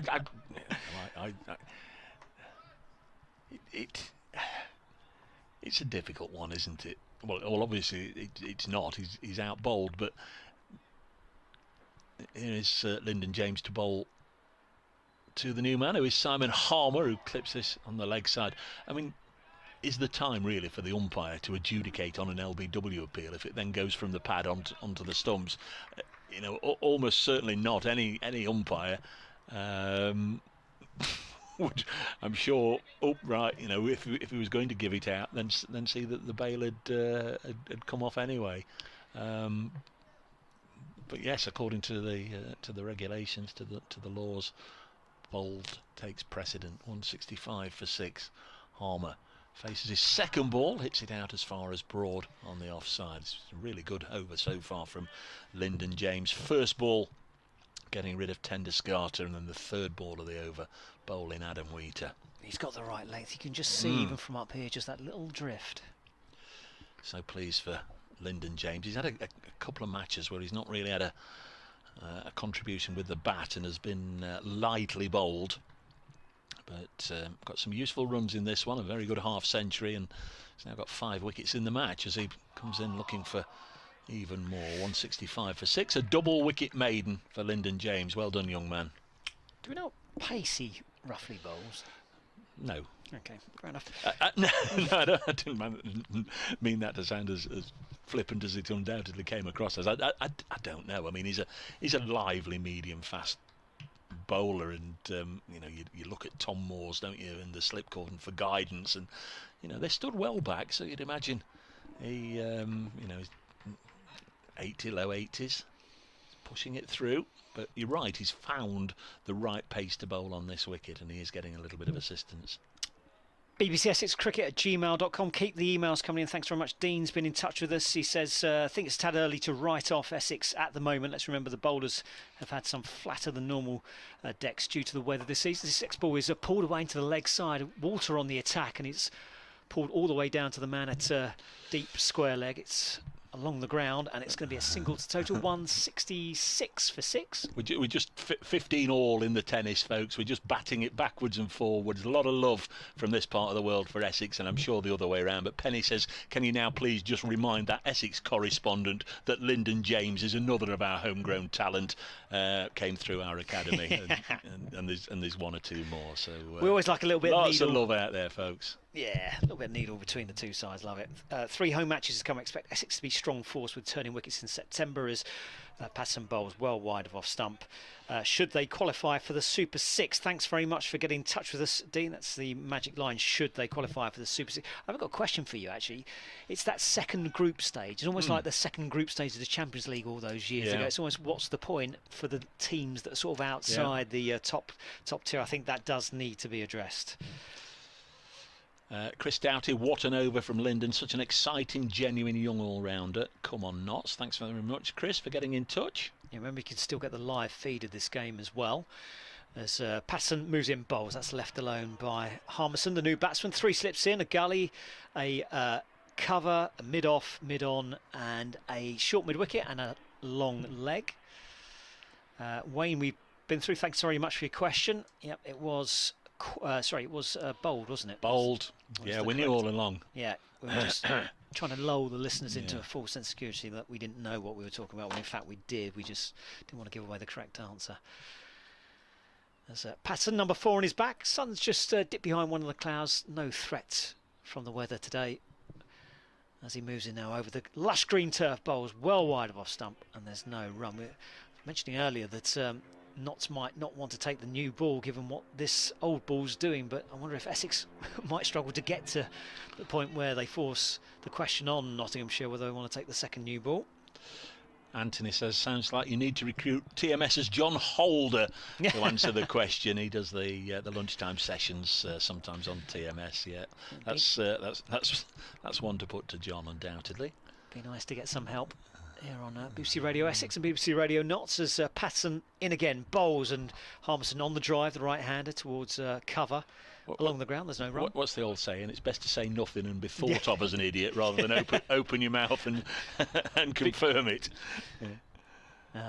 Never a truer word spoken. Roy has been in touch with us as well. Again, thank you very much for all these emails. Makes the day fly by. I'm very much enjoying the cricket. This morning, may I mention Ken McEwen? Yeah. The greatest of them, in my opinion. Top has talked about him at length over the first couple of days. Yeah, fine player. 12 seasons, averaged 1,500 first-class runs per season. Patterson in, bowls, and that's close to the off-stump. Good leave by Harmison on length rather than line, because I think that went over the top of off-stump. Through to the wicket-keeper, end of the over. Essex still trail by 58. There are 166 for 6. Harmer yet to score off 8 deliveries, and Walter on 22. Sarah Gosling just returned from a glorious walk by the Trent, switched on the radio, been a good 10 minutes listening to the cricket. Time for a long coffee, enjoying the lushness of the garden and a little cricket. Come on, Notts, you can do this. Thanks to Sarah. And I guess before we go any further into the day, we're already past midday. Ought to mention today's birthday people. I've got no Essex links here, sadly, but 3 either with genuine or tenuous links to Nottinghamshire to get through in this over, as Lyndon James comes into Paul Walter, who's been there since the start of the morning and defends. A very happy birthday to Jenny Gunn, born on this day in 1986. In fact, Jenny Gunn, MBE, 11 tests, 144 ODIs, 104 T20 internationals, born in Nottingham, obviously played for Nottinghamshire and a number of other counties, but very much part of this parish. Dad, of course, was Bryn Gunn, the Nottingham Forest fullback, who came on and played in the second of Forest's European Cup wins back in 1980. Lyndon James bowls this through to the keeper. Of course, she played in the World Cup final win in 2017. Jenny Gunn, very much part of this parish. 35 today, Jenny. Happy birthday. Another name intrinsically linked with Nottinghamshire, although he was Welsh to the core, Malcolm Nash. Sadly died in 2019, but Malcolm Nash was born on this day in 1945, and I'm sure you're all aware he was the bowler that Sir Garfield plonked into the street down at St Helens, Swansea. This time it's defended by Paul Walter.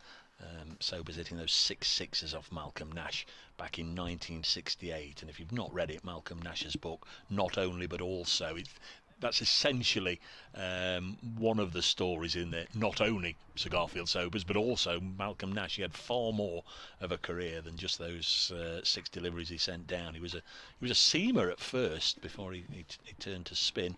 A good man, a fine man. Met him a couple of times, and that's Not Only But Also. It's a good book, it's a good read. This one's crisply driven away by Paul Walter for a boundary through extra cover, and he will go on to 26, 170 for 6. And one other's another really tenuous link, and I say tenuous even though he did play for Nottinghamshire. Maurice Foster, the Jamaican, played 14 tests for the West Indies, born on this day in 1943, so that makes him 78, Maurice Foster. 5th of June 1975, just before the first World Cup competition was played in this country, start of the World Cup, and of course the West Indies went on to win it. Their warm-up match before the tournament was here at Trent Bridge. Notts playing against the West Indies, the same rules and regulations for one of the World Cup matches. Lyndon James bowls, another lovely looking drive by Walter, but this time he's picked out the fielder.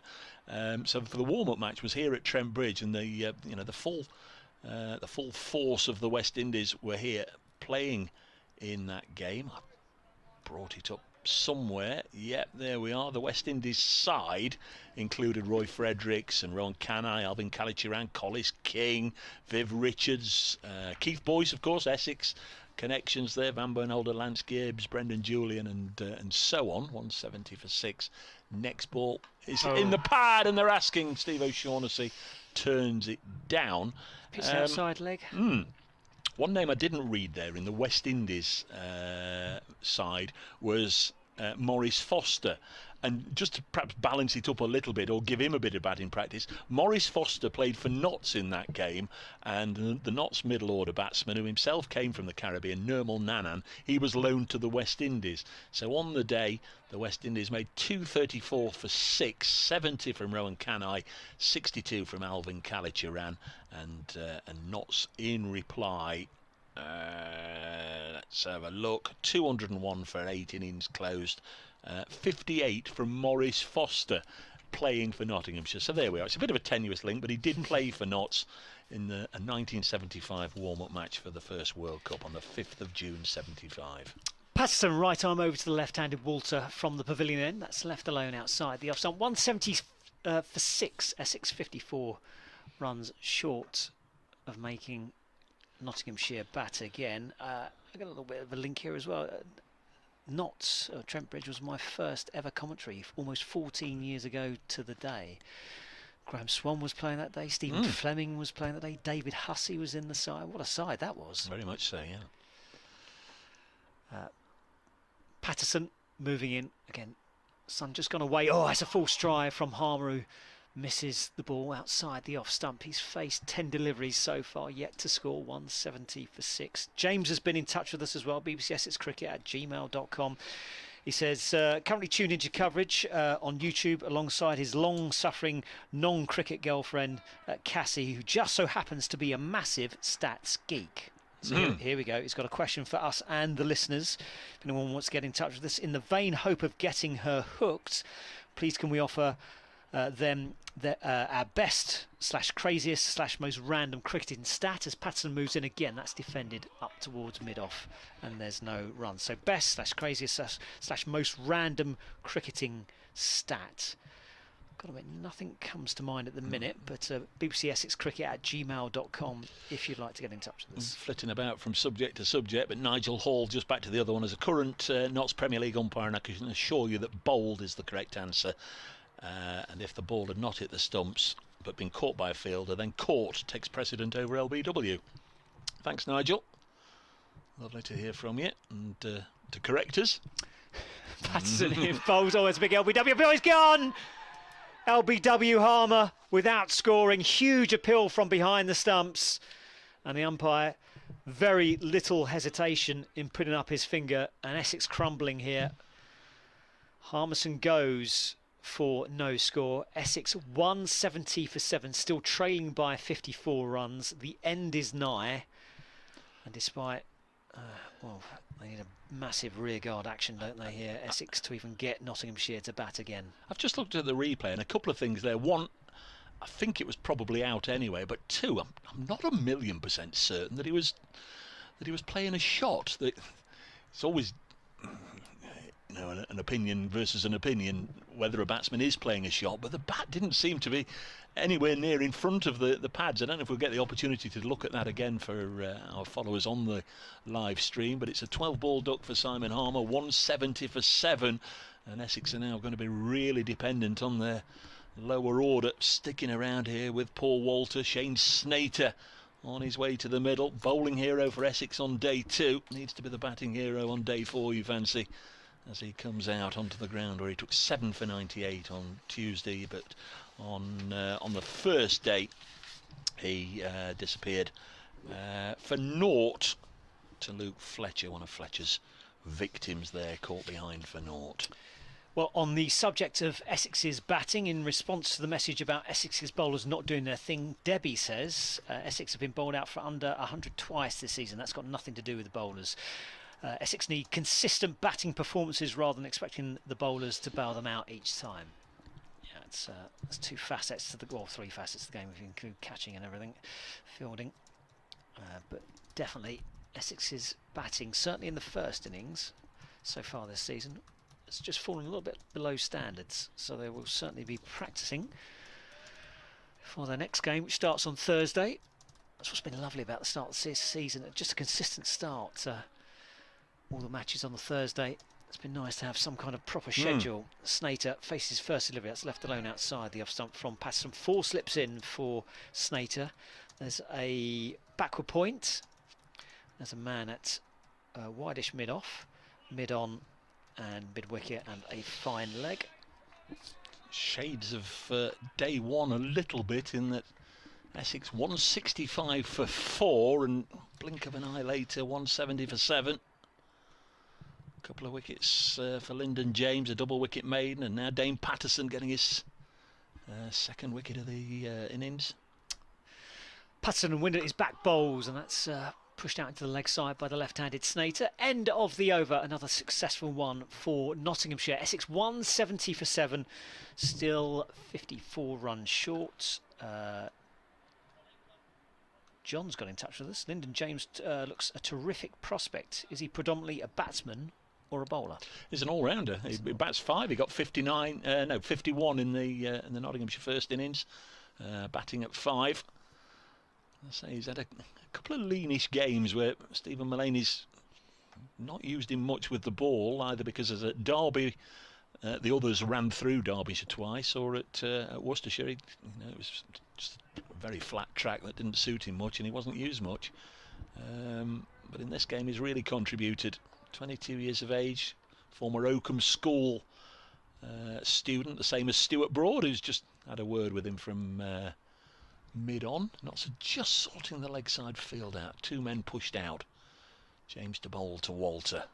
He was on 26. He's on 30 now as he drives this through the offside. It's about the 3rd time Paul Walter's done that this morning. But in between, there's been long periods where he's either been at the non-striker's end or he's not been able to get the bowling away. Began the morning on 14 and he's now moved on to 30. So he's added 16 in 80 minutes this morning. But he is still there. Yeah, Lyndon James just over the last couple of overs, just over pitching to the left-hander. Lots of people getting in touch, folks. Brilliant stuff. Yeah, please do keep Julie James on Lyndon. Yes, he's very much homegrown and he's fiercely loyal to his county.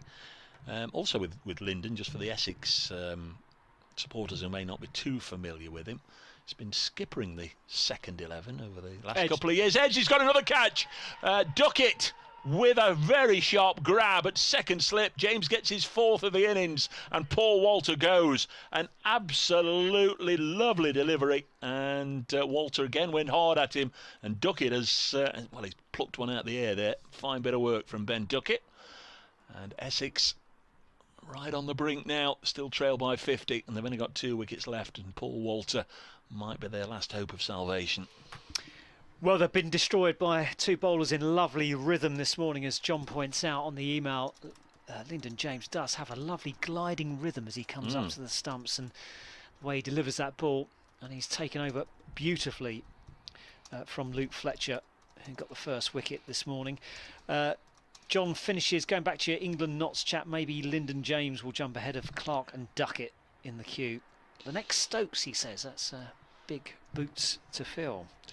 Well, we'd love it to happen here. Might be a little premature, but performances like this certainly will get his name mentioned. He did make his debut actually against Essex, although he's only played a handful of games back in 2018. Got 3 wickets there on debut, including Dan Lawrence, a fabulous catch from Luke Fletcher. Charlie, always happy to see us succeed against Essex. As a child of the 80s, I remember our tussles in 85 and 89, especially Randall v Pringle and Hemmings v Lever. 1-1 in that one.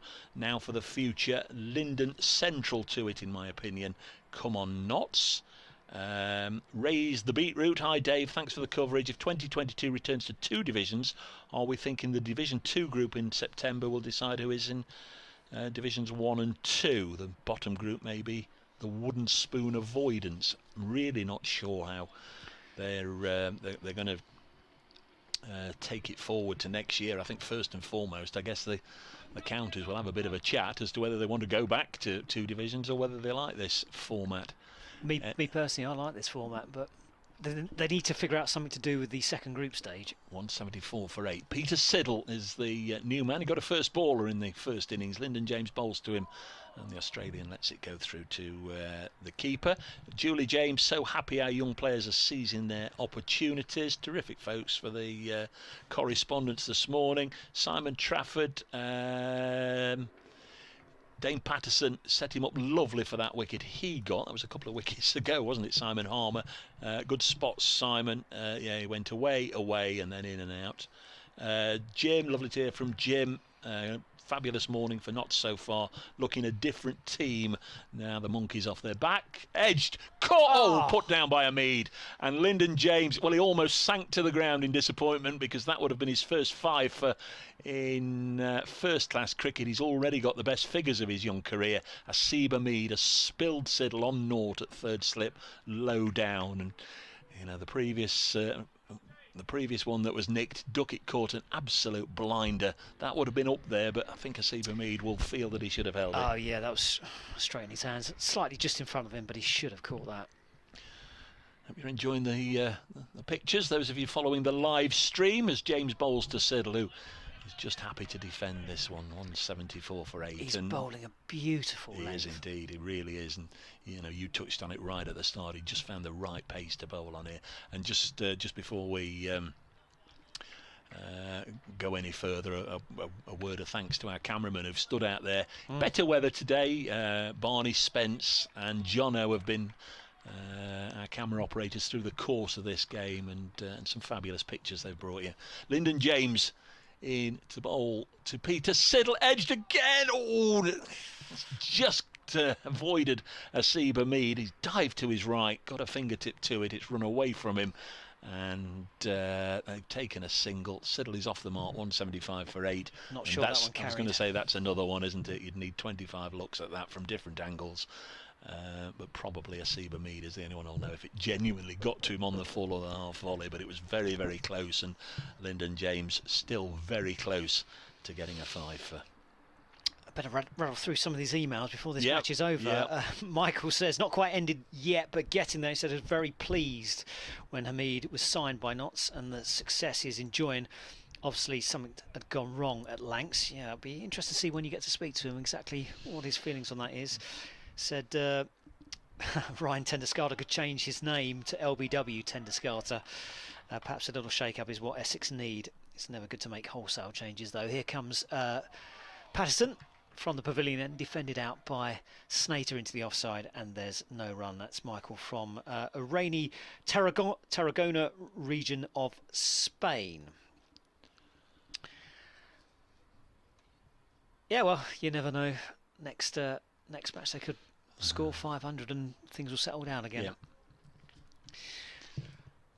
Always tricky. Jack's been in touch with us as well again. Essex, BBC Essex Cricket at gmail.com as Patterson moves in. Sun's back out, bowls, and that's dug out by Snater into the offside. There's no run. The pace tacker Broad, Fletcher, Patterson and James surely is up there with pace tacks amongst the country's best this year.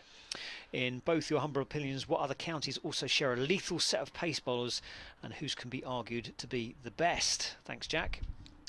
It's funny how this has sort of manifested itself over the last couple of matches, because of course Jake Ball out injured and Brett Hutton out injured, who started the season, so it's just sort of come around. Of course, hugely helped by Stuart Broad being available. Patterson bowls, left alone by Snater, number 64 on his back through to the wicketkeeper. There's no runs. The wind picks up and almost takes all your notes away. Yeah. I'm getting lots and lots of people getting in touch as well. Mandy said 3 more wickets. Obviously, it's 2 more wickets now. Need to clean the patio, but I can't stop listening to the cricket. Thanks very much. Mike Brown in Guernsey. He's still got electricity in Guernsey, I'm pleased to say. Looks like you could at last deliver a win, Dave. So I'm getting the credit there for... That's all been you, mate. All been you. And Andrew Stash, quite rightly, don't forget Lyndon's links to Caythorpe Cricket Club, second mention of the morning. 4 slips in for Snater. Oh, that's on between bat and thigh pad through to the wicketkeeper. Just hung the bat out there. Did Snater, was lucky to get away with that one. No run. Yeah, Andrew, don't forget Lyndon's links to Caythorpe. We're all very, very proud of him and enjoy watching him here. Been such a top pro for us. No surprise to see his success. Lovely words, Andrew. Yes, indeed. Shout out for all the local cricketers, and so sorry that yesterday was a complete wash away. Charlie again, 2 young genuine Notts all-rounders now in Lyndon and Liam. Anyone who's been to Lady Bay will have seen how they've come on. Next one's down the leg side.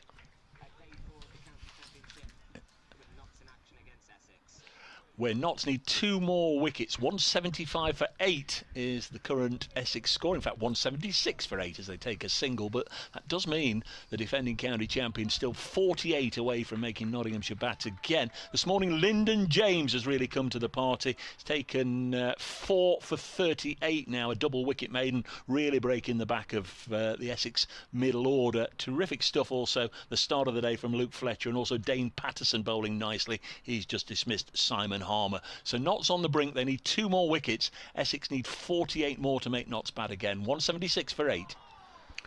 Was left alone outside the off stump, through to wicketkeeper. End of the over, as Dave's saying. 176 for 8. Essex still trail by 48 runs. Dunny, up Dave. Not sure how much longer this game will last. Question for you: as you survey an empty Trent Bridge, which areas of the ground would you choose to watch as a member or as a punter? Do like it up here, I must admit. Yeah. It depends. If I was coming to watch on a Friday night, yeah, I'd like something cold and probably watch. Depending on where the sun is, either lower down if it's a nice evening in the Smith Cooper or the Fox Road stand, for the natter and the gossip, maybe in front of the pavilion. But I guess for a view, front 2 or 3 rows here on this level, the Radcliffe Middle. But anyway, I mean, over the years, I've not always done this, and I've been to this ground 1,000 times as a fan, and I've pretty much sat in every seat or laid on the grass or whatever. It's Lyndon James. Sorry, I stole most of the last over. I know, gossiping. Oh no, no. You try and bring Lyndon his 5th wicket. Okay, no, go on. Nottinghamshire on the brink here. I'll run through the emails. Yeah, please. So Kevin has been in touch, talking about Essex batsmen. A bit embarrassing from an Essex point of view, and they may not make lunch. Well, it doesn't look like it, does it? James looks an excellent bowler though, handy as he can bat as well. Kevin asks, as Lyndon James comes in, that's defended back down the pitch. Kevin asks, what's happened to Varun Chopra and Feroz Kushi for Essex? Form, I think, for Chopra would be the thing. He's not really featured too much for Essex in the county championship since he's basically returned a few years ago. He's been mainly a one-day player. Feroz Kushi, I'm not too sure about. Surely be knocking on the door now with Dan Lawrence not excelling. Will he get in the England squad? You'd have to say if all the big guns are back, probably not. Here comes James outside the off stump, left alone through to the wicketkeeper. There's no run. Emails still keep coming in. bbcscricket@gmail.com. Like my local bus service, you wait nearly 3 years for a win, and 2 come along at once. Smiles are back on Notts' faces. That's Paul in Hucknall. It's good to see Venerable County getting back on its feet. John's been back in touch as well about the James Stokes comparison that we were mentioning. As Lyndon James comes in up to the stump's right, I'm over to right-handed batsman. That's a wafty drive outside the off stump. It's laced along the carpet out towards the deep backward point. It's going to roll over the boundary, just inching its way there for 4 runs. 180 for 8, and Essex trail by 44. Very premature indeed with the Stokes comparison, but tough not to get too excited by performances like this. Do you think James will feature in the white ball teams this summer too? If so, what kind of role could he play? Opening bat? Question mark. It's the first time I've seen him, so I cannot comment whatsoever. He bats at the top of the order for the seconds, but they've just found this little niche for him at number 5 in the order, behind Joe Clark and before Stephen Mullaney. So he's got a little bit of experience either side of him. He's doing all right there. James Short back and sides moves in and he bowls, and that's defended into the offside, and there's no there's a single to give him his full name. Yeah. 181 for 8. It's a smart little haircut he's got going on down there. bbcscricket@gmail.com. This is myself, David Brett and David Bracegirdle on BBC Essex and BBC Radio Notts. Probably not for too much longer unless these last 3 batsmen hang about. Just going to mention the regulations, because on the last day we normally stick to the lunch and tea intervals rigorously. James in, bowls. Oh, that's a nice drive down the ground. It's a beauty of a shot that from Snater. He's going to get 4 runs for it on the full. and it was driven, you probably just heard a thwack into the advertising hoardings below us. Straight back past the bowler, 4 runs to finish the over. Essex 185 for 6, trail by 39. But at Derby last weekend, of course it was the Saturday, the 3rd day rather than the 4th, we got to 1 o'clock and Derbyshire were 8 wickets down, and in the opinion of the umpire the game could be finished in 15 minutes, so they agreed to extend it from 1 o'clock to 1:15. In that 15 minutes, Notts got a wicket, so Derbyshire were 9 down, and then they announced because of that they could extend it for another half an hour potentially. As it happened, Notts then knocked over number 10. So already we're sort of looking at quite a long time from a lunch break here potentially, if these umpires see it the same way. Come 1 o'clock, they think it could be finished within 15 minutes, they would grant the 15, and then if Notts were to get another wicket in that. Well, that's what happened last weekend anyway. Dunny, we've done Dunnies, thank you for that, Dunny.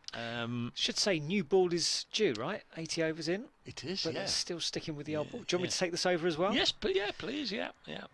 Patterson coming down the slope, bowls to the batsman Siddle. It's the same amount of beans whether you talk or I talk, so we might as well. Just quickly there, 1 or 2 people. Julie James, we've also got Joey Everson, of course, who's been on as a subfielder this morning in the wings. Another young all-rounder with a bright future. Anthony says, I'm really enjoying watching the Great Dane, which is the nickname that has been lauded on Dane Patterson. Really enjoying watching the Great Dane bowl. It suddenly reminded me, who he reminded me of, Fred Truman. I've even been on YouTube to check out his action. Very, very similar. Patterson in, bowls edged, gone to second slip, just hung his bat outside the off stump, did Siddle. His miserable match comes to an end. 6 runs off 15 deliveries and a regulation catch at second slip. And the Essex boat is just about toppled over. They're 185 for 9 and Notts require just 1 wicket to win. Yeah, second catch of the morning for Ben Duckett. This one far more regulation, a comfortable catch. And just as we were talking about the Great Dane there, Scooby-Doo delivers 185 for 9. And Peter Siddle, you're quite right, just 1 wicket in the game, and a first baller in the first innings could have gone for naught in this one. But he troops off for 6, 185 for 9. And it's, well, right down to last man Jamie Porter and Shane Snater just to somehow try and prolong this. Can't be easy. I know everyone says, well, you know, it's just a game of cricket, but it can't be easy just coming out of quarantine for however many days it is and then getting your mind reset. So Siddle will come again, as will Essex, but they're going to lose today. It's just by whether they can sneak it in to make Nottinghamshire bat again, which looks unlikely, or whether they're going to lose by an innings. Lots and lots and lots of people getting in touch. Many thanks. Just, you know, whatever we can get through. Rob Collins, great to see Lyndon doing so well. I noticed Joey Everson's been scoring heavily in the seconds. Hope he gets a chance. Charlie again. I'm a Stamford lad, always ready to champion the Notts Lincolnshire Lynx, as you know. Mark, shame we're having a break next week. Can't wait for the 20th. Of course, that's when Worcestershire are here the next game, and of course a crowd will be welcomed, all being well, back inside Trent Bridge. Richard, regarding that patio cleaning on hold, I'd suggest right now, if you're in Essex, now would be a pretty good time to go and clean your patio. Come on Notts, says Charlie. 2 more. No, there's only 1 more now. That's how quickly people are sending messages through to us, and wickets going down. Do you want to take this just in case they get the last wicket, or do you want me to carry on? Well, it might come now. Here's Dane Patterson to bowl to new man Jamie Porter wide of the off stump, and it goes through to the keeper. I mean, we could sort of be doing this for half an hour, couldn't we? So, Mark, the last time Notts beat the champions by an innings, I don't want to sort of be counting any chickens, but the last time Notts beat the defending county champions, I know that's not what you're asking, was Lancashire at Old Trafford in 2012, and the last time they beat the defending champions, that may have been by an innings, I think it was, at home, was Durham back in 2010, and that was very much a changing of the guard. Durham defeated and Notts went on to win the title as Patterson bowls to Porter, and it defends. Last time Notts beat Essex here, if it happens, again not counting any chickens, was in 2007, and the last time they won 2 matches in a row was in 2018, just before the start of that long sequence without a win when they defeated Worcestershire away and Hampshire at home. Notts look like a team again, says Mandy Clark. I think they've just got such a lift from what they did to Derbyshire last week. Here's Patterson bowling again, edged down into the ground by Jamie Porter, 185 for 9. A lot of cricket, as you will know, David, is played between the ears, isn't it? Yeah, and I'd just offer up some caution. It's for both sides. Don't get carried away when you start winning, and don't get carried away when you get beaten heavily. It can all change quite quickly. But at the moment, Notts do look like they're on the up, which is good for the county championship. I think it's just good to see all these sides that have been so-called down and out for the last few years, really battling back against supposedly the best teams in the country. As Patterson comes in again, right arm over to Porter, left alone. Oh, it flew through, didn't it?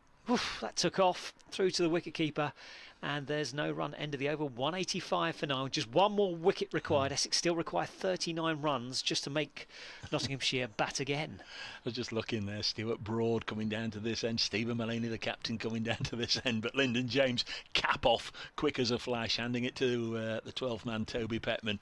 He wants to keep going. You'd be a hard captain now, wouldn't you, to bring Lyndon off and deny him the chance of that 5 for and bring Broad on with the new ball due.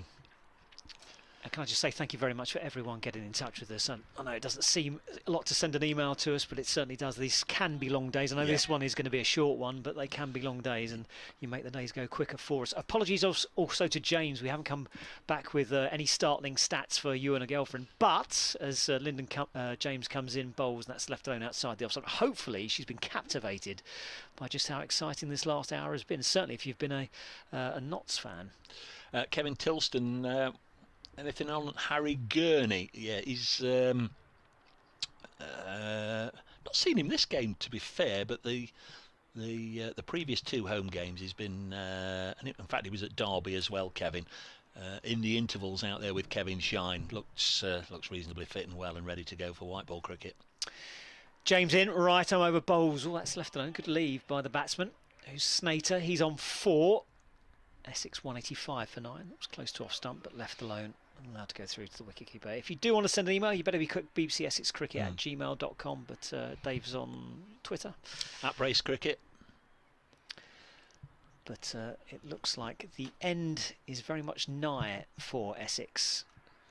Nottinghamshire required just 1 wicket. The sun's out, and a few people dotted around the ground. Cameramen, groundsmen, staff just looking on as Notts close in on a win. Full outside the off stump, but it's Temp Snater who's down on one knee, trying to thrash the ball away through the off stump, almost out of petulance to try and get the ball off the wicket, but he misses completely, and 185 for 9. Thanks to Mike Galder. He knows. He's a man with all the stats, and he's we got a decent stat. No. He's there ready to pull me up, just reminding me that, of course, Notts won at Chelmsford in 2018 when Essex were the champions there. And that was the last time Essex lost at Chelmsford. It was. So the last time Notts beat defending champions. Thanks as ever, Mike. Full delivery outside the off stump, and Snater coming down the wicket, a loose drive, trying to thump the ball back down the ground. So Snater on the attack beats the outside edge, and again that just little bit of movement, that perfect length from Lyndon James, but he doesn't get his 5th wicket of the innings with that delivery. He's got a couple of balls left in this over. 185 for 9. Panther Henry, what's happening with Peter Trigo in the seconds? In fact, he's skipper in the seconds at the moment. He's obviously, I presume, itching to get an opportunity. And David Fay, terrific stuff from Notts this morning. James with the wind ruffling his shirt, bowls, and that's outside edge. That's flew past third slip, who's Hasib Hamid, down to the boundary. It didn't carry, but again, not in control of that shot was Snater. Just trying to get boundaries now. Essex trying to get them up to that first innings total from Nottinghamshire. They still trail by 35, and the score's 189 for 9. David also went on to just say, can't underestimate the influence of having Stuart Broad around and being involved in this turnaround.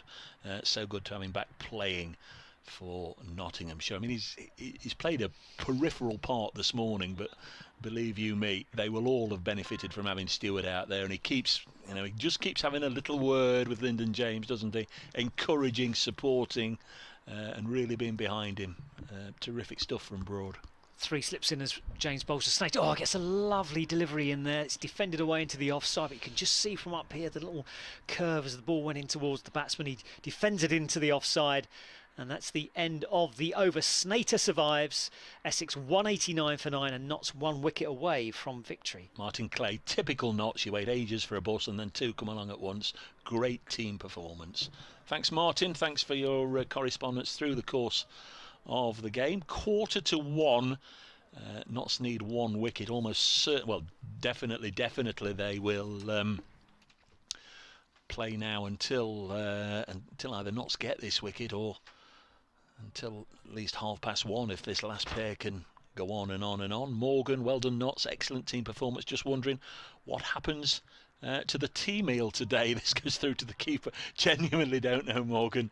I don't know. It goes through to the keeper. 189 for 9. I would imagine the players and the coaching staff will be here for a wee while after the game has concluded, and very often there will be 1 or 2 players. I mean, we've already seen Joey Everson and Toby Petman, and I'm sure there'll be 1 or 2 more around. But once the game is over, they will go out there, do a little bit of whatever, bowling, batting, catching practice. I'm sure the ground staff will pop up a net if Kevin Shine and the rest of the coaching staff want a net to be put up to have a bit of practice. This goes through to the keeper, and there's no run. And of course, if there's a little bit of food on hand when they've finished that, all the better. Andy Greaves, Dave, can you tell me why the Notts badge is NCC and not NCCC? Apparently it all goes back to the beginning when it was Nottingham Cricket Club, which obviously over time has manifested into Nottinghamshire County Cricket Club. So this, as I understand it, was the original logo. But old as I am, I wasn't around to see it then and to verify that. But that's as I understand it. 189 for 9 as Patterson comes in looking for the kill. Bowls to Porter, who withdraws his bat inside the line and lets it go through to Tom Moores. Last 2 or 3 overs, Snater and Porter just stemmed the bleeding for what they hope will be at the start of a lengthy stay together. Was a little bit calamitous as Essex slid from 165 for 4 to 170 for 7, 185 for 9. Tenderscarter out for 21, Wheater for 0, Harmer for 0, Siddle for 6. As Patterson comes in again outside the off stump. Really good line being bowled here from Dane Patterson. Just can't quite kiss the outside edge of the shoulder of the bat, but he's continued to impress, Dane Patterson. And if fans hadn't become a fervent Dane Patterson convert for his bowling, certainly I think that catch and the celebrations afterwards last week at Derby, that won over a lot of new followers, and in this game is bowled very nicely indeed. Figures of 3 for 36. Comes in to bowl to Jamie Porter, who's clipped this one away on the leg side safely. Took the aerial route down to Ben Slater, who's had a quiet morning down at long leg, and they take a single. 190 for 9. Did you see that Patterson catch last week at I did not, Derby, no. running round the boundary edge? Wonderful one-handed effort, and the celebrations that followed were a real joy to behold. Moved lock, stock and barrel from his South African roots to be with Notts. Has just got better and better after a year out of cricket. Here he comes to bowl to Shane Snater, who has had a week to remember whatever happens here. Of course, cricketers always say it means nothing because we went on to lose the game if that's what happens. But nevertheless, it will say under Shane Snater, career best bowling figures of 7 for 98, and you know that's not to be sniffed at, is it? 7 for. No, Raw from an exhaust going down the Loughborough Road. How many overs in this spell for James? That's a very good question. We were 59 at the start of the day. I think Fletcher came I think he's had at least 6. Could be his last over. Last chance to get a fifer. Coming in from the Radcliffe Road end. 45 on his back right arm over to the right-handed batsman, who's Porter, who defends into the offside. On the stumps, and there's no run. Email in from Paul, he's an Essex fan in West London. He says he's disappointed in Essex in this game, not like Essex, I know.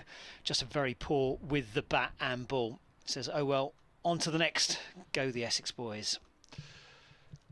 Not really, in fact not at all, and I do apologise for that. Followed what's going on elsewhere. It's been so fast moving here, but Northants have duly wrapped up an innings victory over Sussex this morning. Good win for Northants.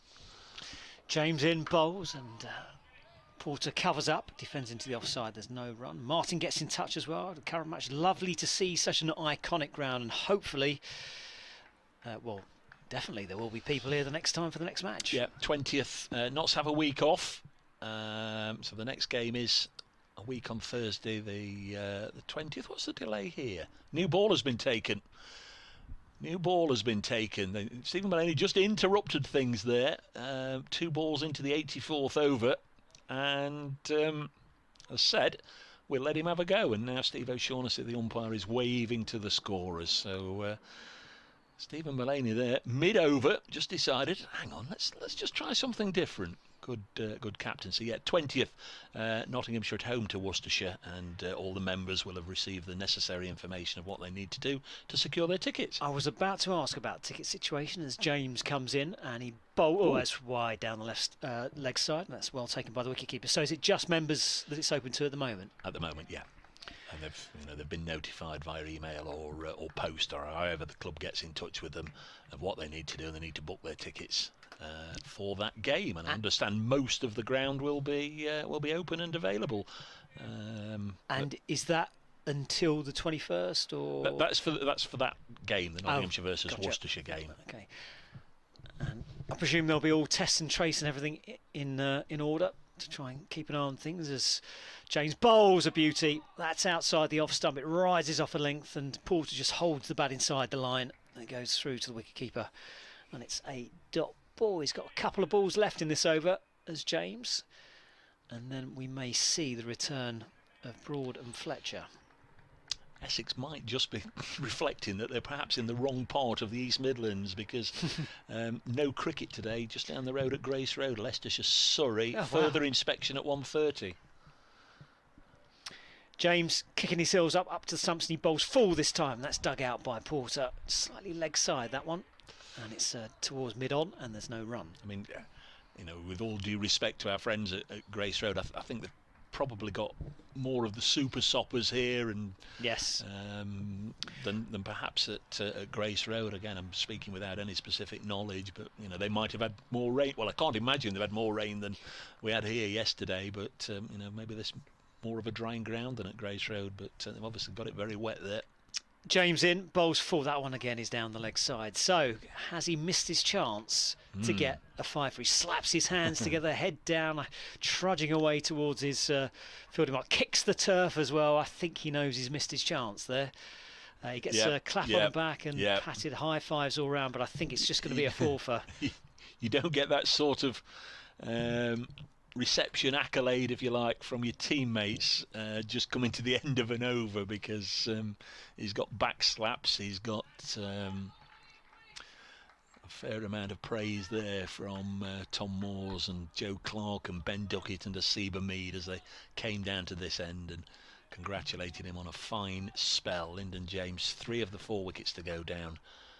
Or he's got 4 for 51, but he's got 3 of the wickets to fall this morning, and it broke the back of Essex's Patterson, about to begin his 20th over, and obviously he's armed with the new ball as well, and this one did seem to come through a little quicker, through into the gloves of Tom Morse. Luke Fletcher's getting ready, so just wonder if Stuart Broad had sort of said to Stephen Mullaney, go on, let the youngster have it, let him have a go, but it looks as if it's going to be Patterson and Fletcher for the time being. I was referring to Lyndon James, but maybe Mullaney's going to save Broad for the far end when Patterson's finished. 190 for 9, nearly 5 to 1. Next ball is blocked by Shane Snater. I'm going to have to leave you towards yeah. the end of this over to update. Give the good news to the Essex faithful. Oh dear. Yeah. It'll be your fault. Yeah, it certainly will. We're talking about knowing the regulations and whatever, and cricketers are so used to trooping off for their lunch at 1 o'clock, but you would imagine Jamie Porter and Shane Snater would be aware that they've got a little longer to last out. We have seen over the course of the years a couple of batsmen look to walk off and then be called back. This is a sharp bumper from Dane Patterson, goes over Snater's left shoulder through to Moores. Where do you think you're going? We've got another half an hour. Right, so was it Siddle, Harmer and Wheater all got ducks? No, Siddle got 6. Yeah, Siddle 6, Wheater and Harmer, the two that didn't score. Nick Brown, the first out this morning for 64. If you're just joining us, Luke Fletcher got 6 wickets on the first day, getting his first of this second innings. Tender Scarter was the 5th man out. Wheater 6th, Harmer 7th, Siddle. How's that not? Well, Snater's gone at that. He's come back inside the bat, between bat and stumps. How did that not either take the stumps or get a nick? Paul Walter, I beg your pardon, he was 8th out. That was 174 for 8 when Walter fell to Lyndon James. And Peter Siddle was the 9th man out. Good catch by Duckett, but it was a sharper one that got rid of Paul Walter, it really was. The Seba Mead has put one down as well. That would have given Lyndon James his 5 for. Here's Patterson, 190 for 9. In bowls, cut away for 4. Nice looking shot from Shane Snater. Take him on to 12. And 194 for 9. Essex trail by 30. Just very quickly, elsewhere in Group 1, lost a lot of cricket.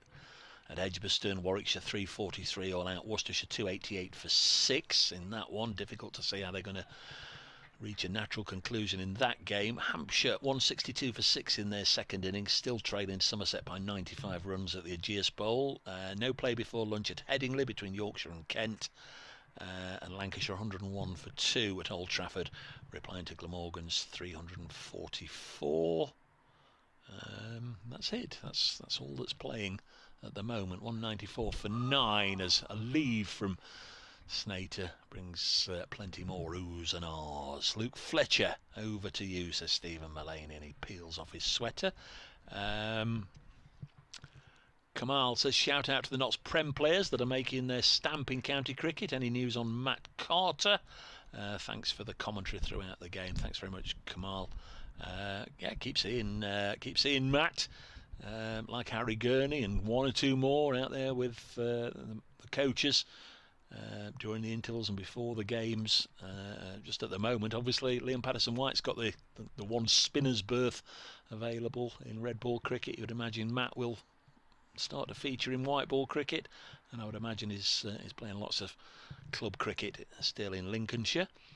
Andy Easom, no doubt in my mind that Lyndon will play for England in one or more of the 3 formats. Future name for the captain's board on the pavilion as well. Our twos start a 4-day game at Derby tomorrow. Thanks for that, Andy, and again thanks for all your contributions through the game. 194 for 9. Next ball, start of a new Fletcher over, drifts down the leg side. Andy Greaves, thanks for the reply, Dave. Not sure whether you've mentioned the sad death of Josh Downey. No, brother of the gymnast Downey sisters, who died suddenly on Thursday during a net. He had spells with several Notts cricket clubs. He did indeed. Yeah, very sad news about Josh. Thanks for that, Andy. And Julie and Keith and Chris. Come on, Notts. It's the general theme. 194 for 9. And next ball is the final act, delivered by Luke Fletcher as Jamie Porter nicks behind, and Nottinghamshire have won this one. They have bowled out Essex for 194 to inflict a really substantial victory over the defending county champions. Luke Fletcher, very fitting that he should get the last wicket to finish with 2 in the second innings, 8 in the match, and Nottinghamshire are victorious. Shane Snater 12 not out, the last man to go is Shane Snater caught Moores, bowled Fletcher for 1, so Notts have won by an innings and 30 runs, and that really is a substantial victory for Nottinghamshire, their second in consecutive weeks. A really strong performance built around the first innings bowling heroics of Luke Fletcher, the batting of Stephen Mullaney with a century, plus other good contributions with the bat from Asiba Mead, who made 49, 51 of course from Lyndon James. Terrific stuff from Notts then in the second innings with the ball, with Lyndon James getting a 4-fer, and Nottinghamshire have won this one by an innings and 30 runs, and for the time being they will go top of Group 1. And with 2 wins, 1 defeat and 2 draws, they can look forward to the second half of the qualifying programme in a very strong position. Lovely to see the Essex boys coming out of the pavilion at the far end to congratulate Notts. A lot of fist bumping over there, and really nice to see. Very cordial, very amicable relationship between the two counties, which will be once again reunited when Notts come down to Chelmsford in I think it's about 5 or 6 weeks. We had a look whilst Don Topley was with me over the first 2 days. Very much looking forward to going down there and once again working with the BBC Essex boys. Always a cordial reception down there in Chelmsford. But the news from here as we head off towards an update for BBC Radio Nottingham is that Notts have won by an innings and 30 runs. Essex bowled out today for 194, 4 wickets for Lyndon James, career best 4 for 51. The other bowling figures quickly: Dane Patterson 3 for 41, Luke Fletcher 2 for 42, Stuart Broad 1 for 46, and Liam Patterson-White, he didn't bowl today but on Friday sent down 6 overs, none for 7.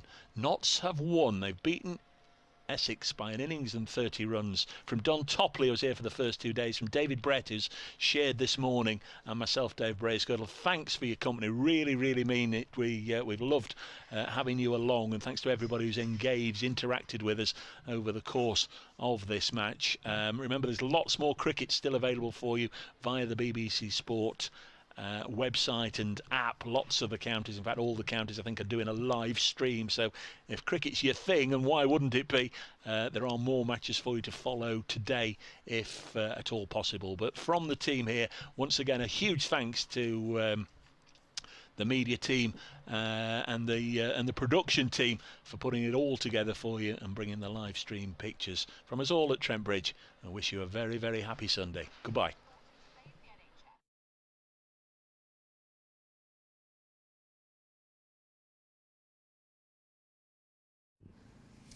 So just shy of 2 hours of play this morning, and the result is in. Nottinghamshire have won by an innings and 30 runs. You can now see that I'm joined by Lyndon James. We were just having a little bit of a happy chat there, should I say. Yes, but what a yes. morning, Lyndon. Just your initial reaction on that first 2 hours of play. Yeah, obviously a great morning, and I think we set out at the start of the day to try and get, at least 2 wickets before the new ball. That was our aim, and then obviously early doors, Fletcher and Broadie started nicely, put it in the right areas, and then kind of just built pressure from both ends. And obviously, to have a 7-wicket session like that's it's wonderful. Now, I had a little chat with you 2 days ago now about your wicket that you got, a certain Alistair Cook. Oh, yeah. And I don't know whether you remember, but you said to me that you might have celebrated a little bit too hard. But I said to you can never celebrate too hard when you get an ex-England captain out. So that was a great start for the team, but for you personally as well. Yeah, obviously, it's kind of, I've watched him bat a lot, obviously, when I grew up. So, you're always out for those kind of polls, but obviously, just buzzing when Rob raised his finger for me. Now, you were so close to getting, your first fifer. Obviously, we'll have chats with Haas. Yes, we will have chats with Haas after this. I think he's already booked in for some extra slip catching already. Yes. But for you, just looking at your figures up there to your left shoulder, 20 overs, 6 maidens, 51 runs, but those 4 wickets. For you, you've been a mainstay in this team for this season. Does it feel that you're just getting better into your rhythm, into your momentum, and you can reflect that in the figures? Yeah, potentially. I think my rhythms felt good this game. I don't know what it was. Something just clicked a bit better than it has in the previous games.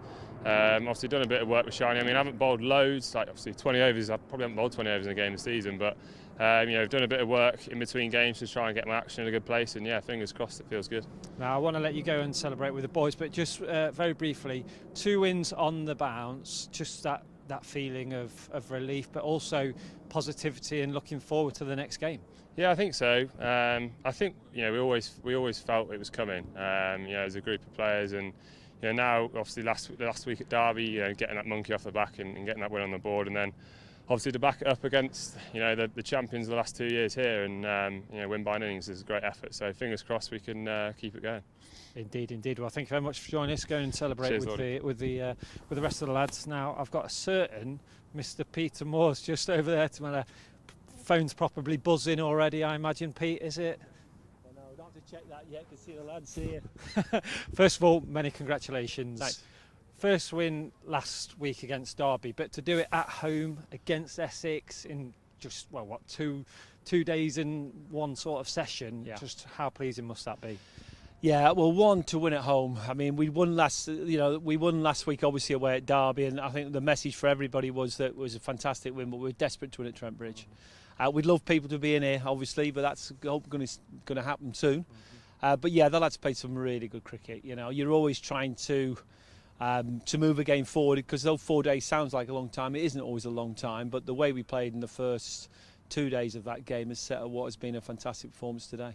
Just on that first innings, obviously Fletch getting his career best figures for that day, but how much does that then set up the rest of the fixture, really? Because it's momentum, it's positivity, it's standing forward on your front foot. It's that's how we wasn't we, really, on that first day? Yeah, I mean, I think what's happened is we've, the way Fletch bowled, he got the wickets, but the whole group actually did what we did at Derby, really. We created pressure over a long period of time. So Fletch is 6 foot, but he was, he went for 20 odd off however many overs he bowled, probably under 2s. So that created huge pressure for everybody, and the bowlers bowled in pairs, and everybody sort of passed it on to their mate to keep the pressure on. And then we batted really well. It was great to see the captain really and Lyndon have that partnership that night. It was tough to bat, and there was a window to take the game to the opposition, and that to me was one of the significant bits. We took that chance, actually. Steve suddenly just picked the tempo value, batted, and we suddenly skipped along, and we got ourselves, I think it was day 2, an 88 lead, which was a huge part of the game. They're all moments, aren't they? Partnerships. Yeah. As you speak about the bowling group as a whole, we spoke this morning about just how the bowling group as a whole kept the Essex batsmen under pressure, because the run rate wasn't going anywhere. This morning, 95 run ahead and 7 wickets to get. It's all those little bits, isn't it, that make it extra special and make the result more plausible. Well, it's about keeping pressure for a long period of time. You can't become a successful 4-day team without holding pressure and holding the game sometimes at different times. So the last session on whenever it was, Saturday or Friday, when we held the game, before the day before the rain, and Liam Patterson-White came on and bowled 5 or 6 overs for no runs. That to me is where we held the game, because it meant they started today 97 behind. And we got close to that second new ball. We didn't actually need it hardly at all, if I'm honest. But the fact that there were still runs and we were still very much in credit kept the pressure on them. So that was every bowler really doing their stuff. And I was so pleased with someone like Lyndon. And for Kevin Shine, really, he's done some fantastic work with Kevin, as all the bowlers have. And he's come through and he's got better and better. So great day for him to be the guy that really opened the game up today. Now, I've got somebody in my left ear called Kirsty, and she's asked me to ask you to play the 3-word game, which is very famous for her.